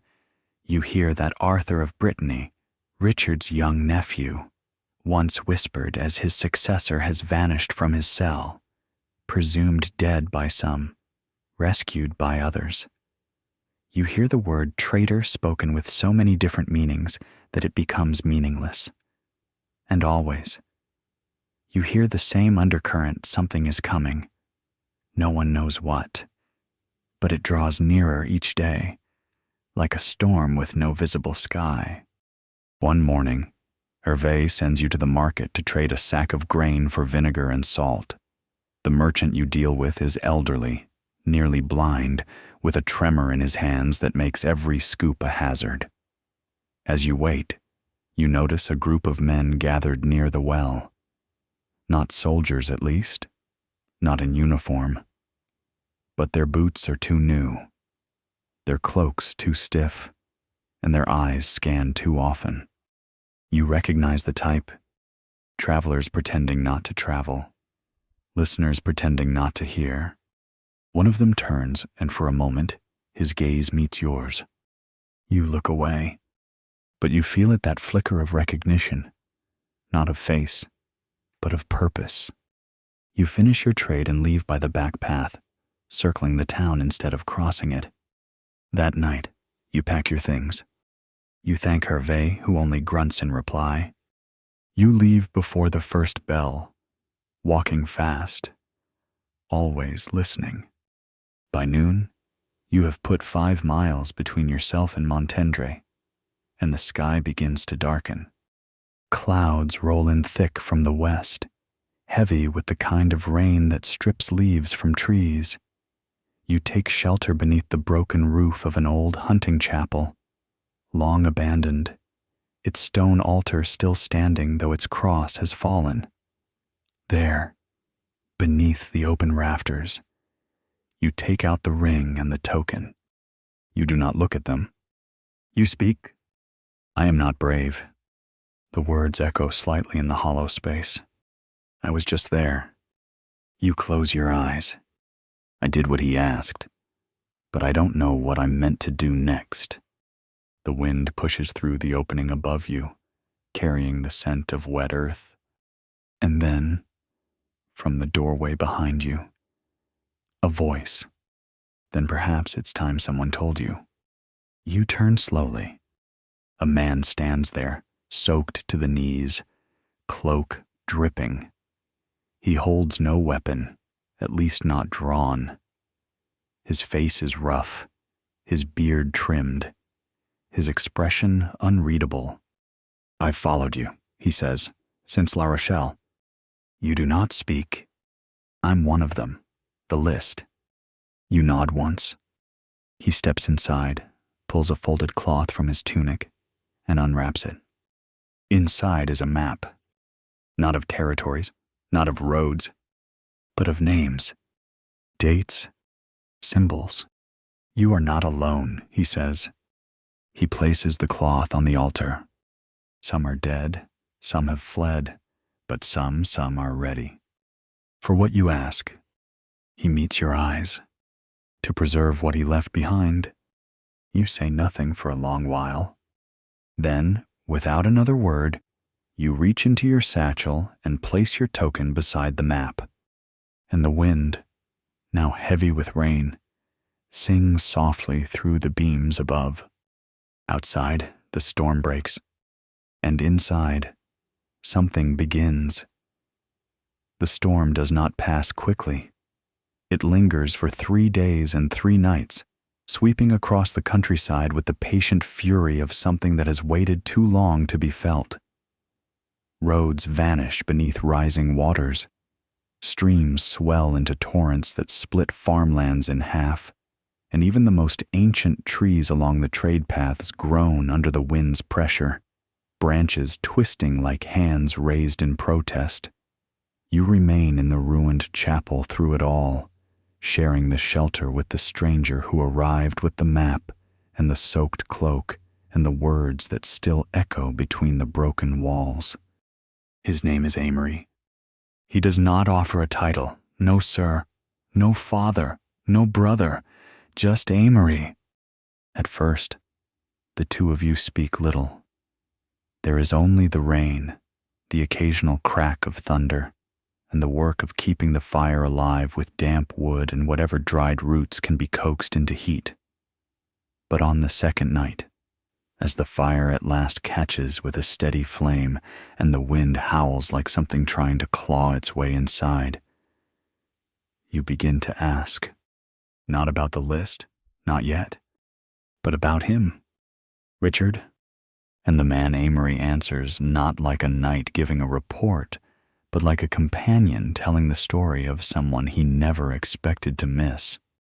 He tells you of Cyprus, of a siege not written in many books, where Richard stormed ashore with only 24 men and captured a fortress guarded by hundreds, not because he was stronger, but because he was faster, crueler, and had a knack for knowing when fear mattered more than numbers.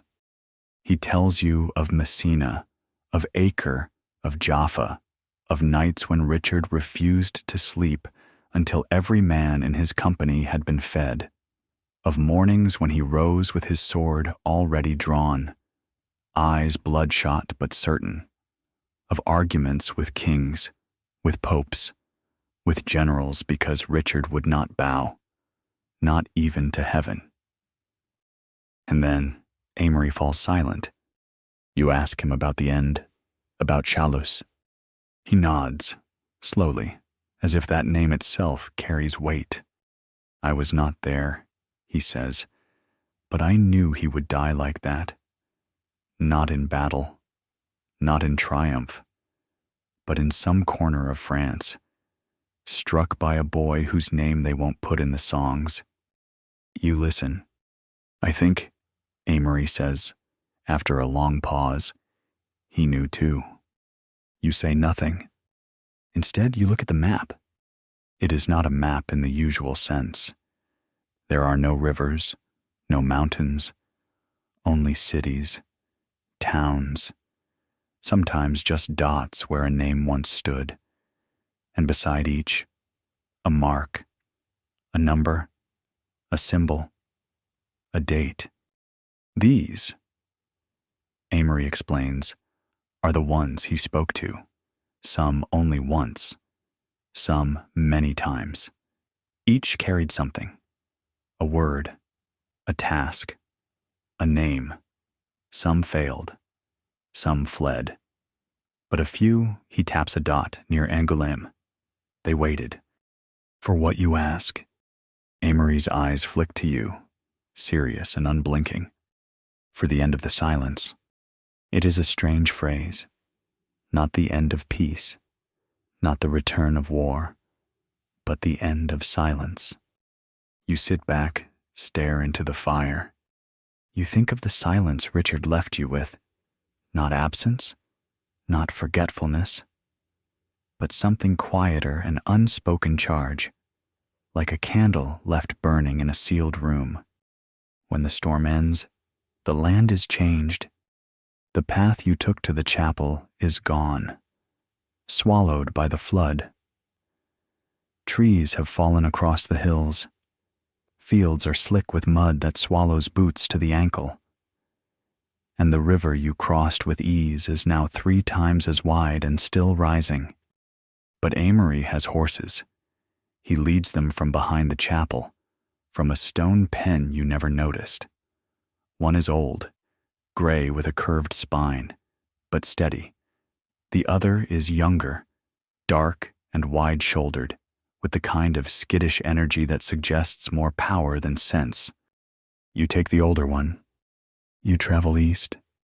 Amory speaks as you ride, never quickly, never casually. His words are chosen, as if each one costs him something. He tells you of others, a midwife near Tours, who once delivered a child with a royal birthmark, a monk near Rouen, who keeps a journal filled with letters Richard never sent, a mason in Chartres who built a wall with bricks stamped in code. You do not know if these stories are true, but Amory tells them like prayers, believing not only in their content, but in their necessity. You reach Angoulême by the 5th day. It is a city worn thin by trade and suspicion. The streets are crowded with carts and curses. The cathedral bells ring too often, as if trying to drown out the sound of news. Everywhere, soldiers are present not in uniform, but with weapons that gleam too cleanly and boots that never seem to carry mud. You avoid them. Amory leads you through an alley that smells of ash and old fish. At its end is a narrow door, painted black, with a rusted hinge that groans as it opens. Inside, darkness, then candlelight.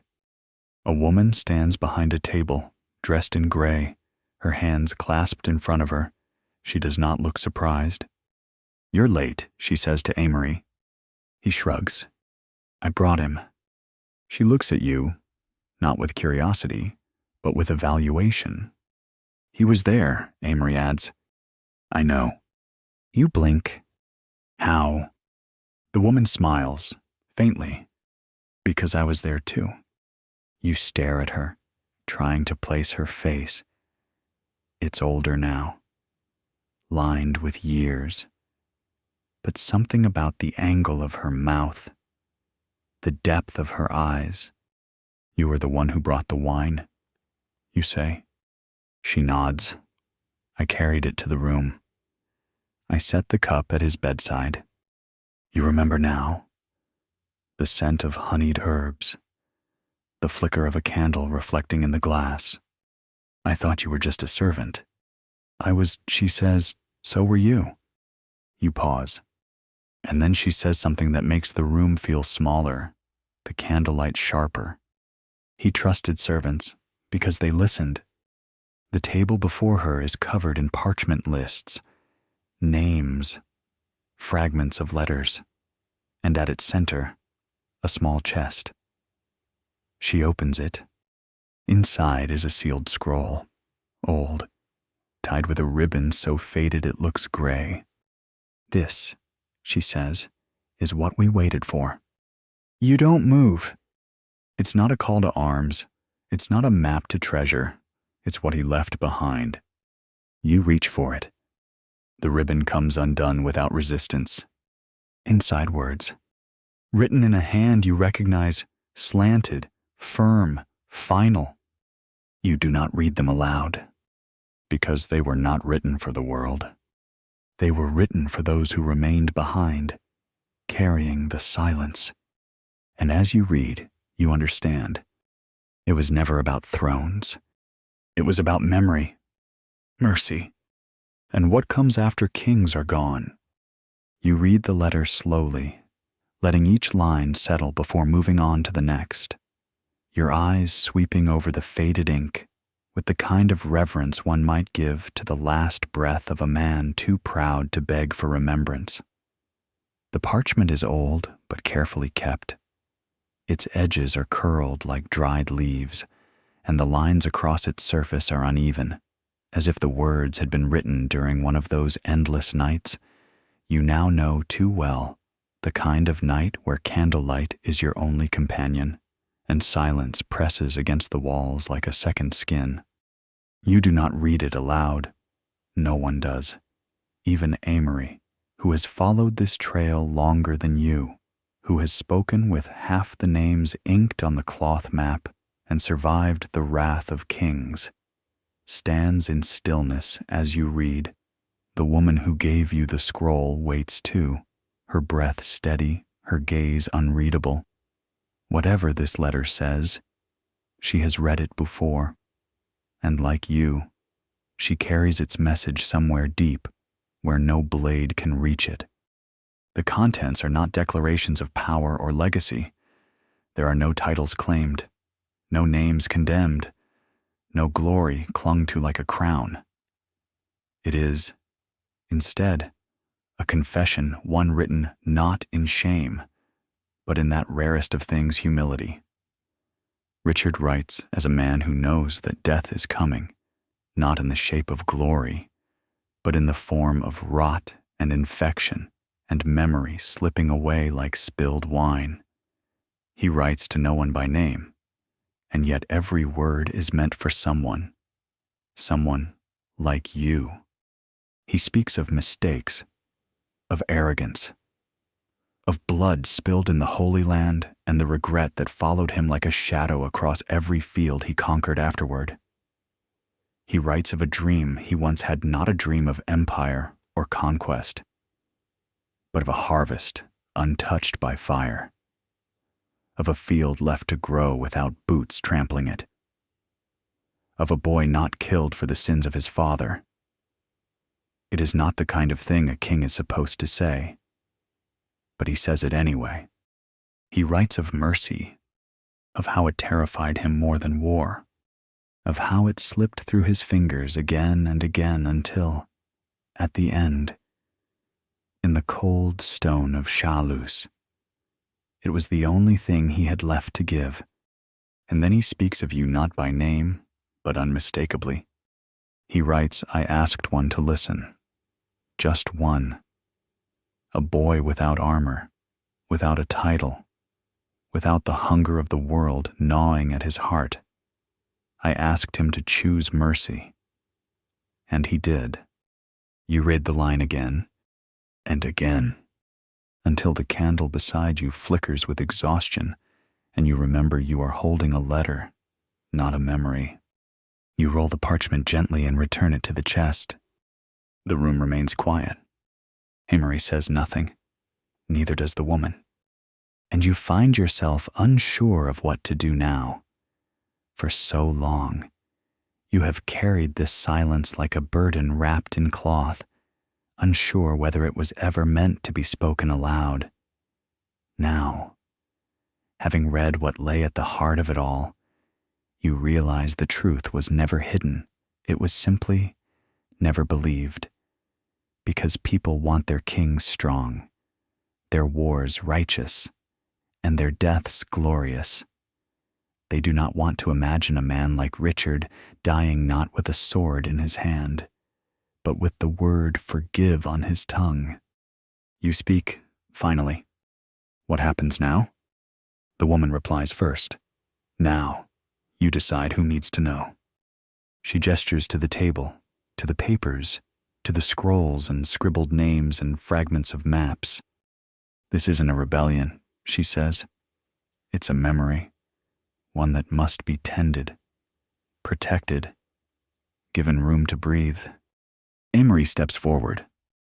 There are others, more than we thought, men and women who served him quietly, who remember the man beneath the armor. If we scatter again, it ends. But if we gather, even just once, even just briefly, the truth endures. You look down at the ring in your palm, still warm from your grip. I'm just a stablehand, you say. The woman's smile is not kind, but it is true. And he chose you. You leave Angoulême 2 days later with instructions not written, but spoken. And even those spoken only in half-truths and careful language. You are to ride east, toward Limoges, where another is waiting. A man once exiled, now cloaked in the robes of a humble friar, who once held the seal of Anjou in his hands and still keeps, it is said, the king's first confession written in a child's ink. The journey takes you through valleys and ruins, old battlefields littered with the bones of skirmishes no one bothered to name. You pass peasants tilling fields without knowing whose taxes they now pay. You see banners hung from castle walls bearing John's crest, 3 lions without mercy.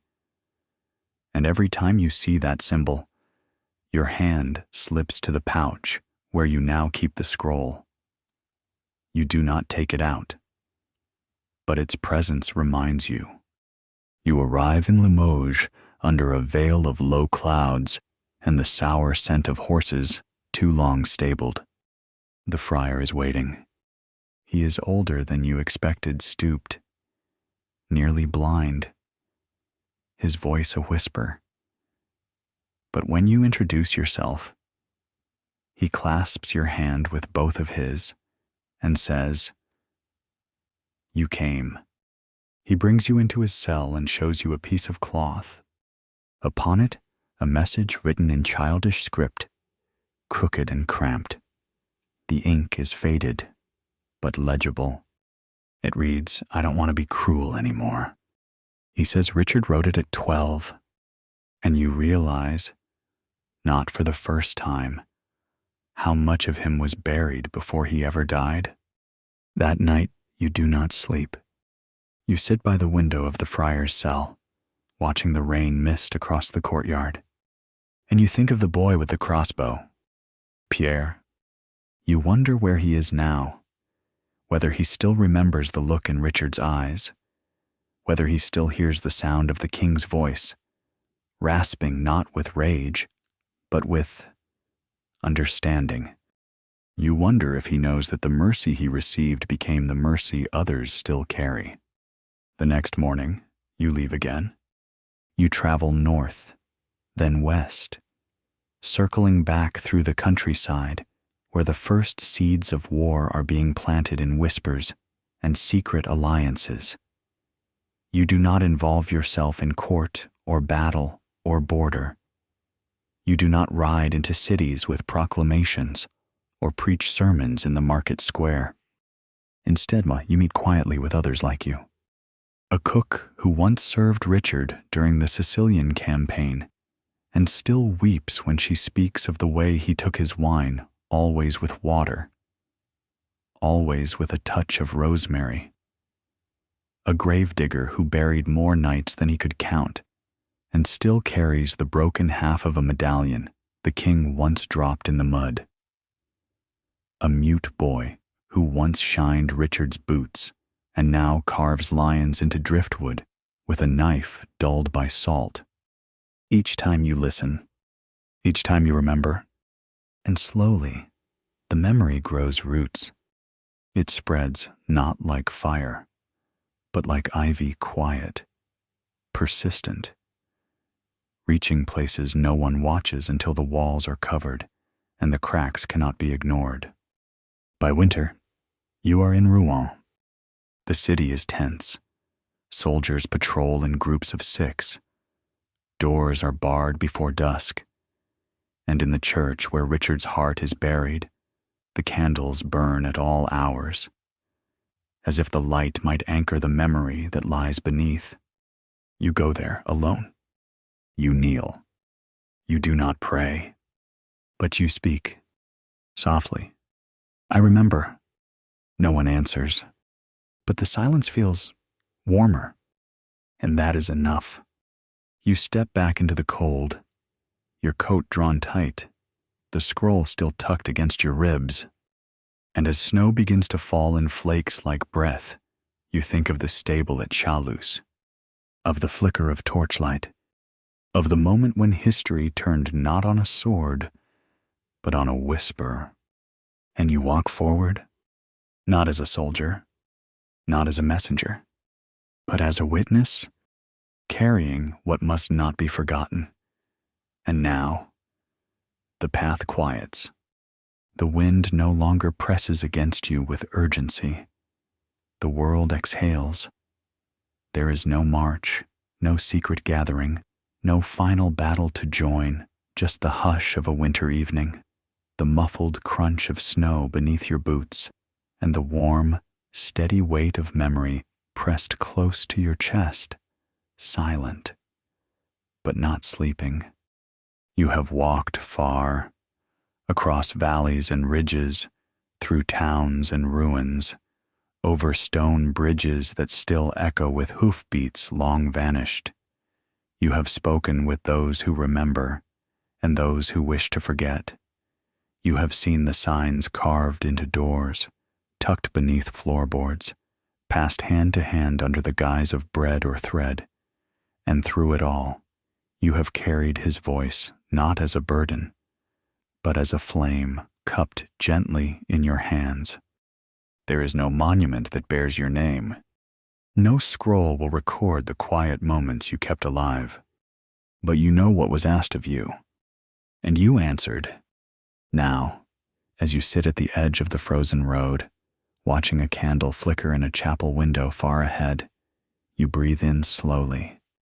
You are still a stablehand, still a boy who once knelt beside a dying king, but also something more, a witness to mercy, a guardian of truth, a keeper of the last story no one else was meant to hear.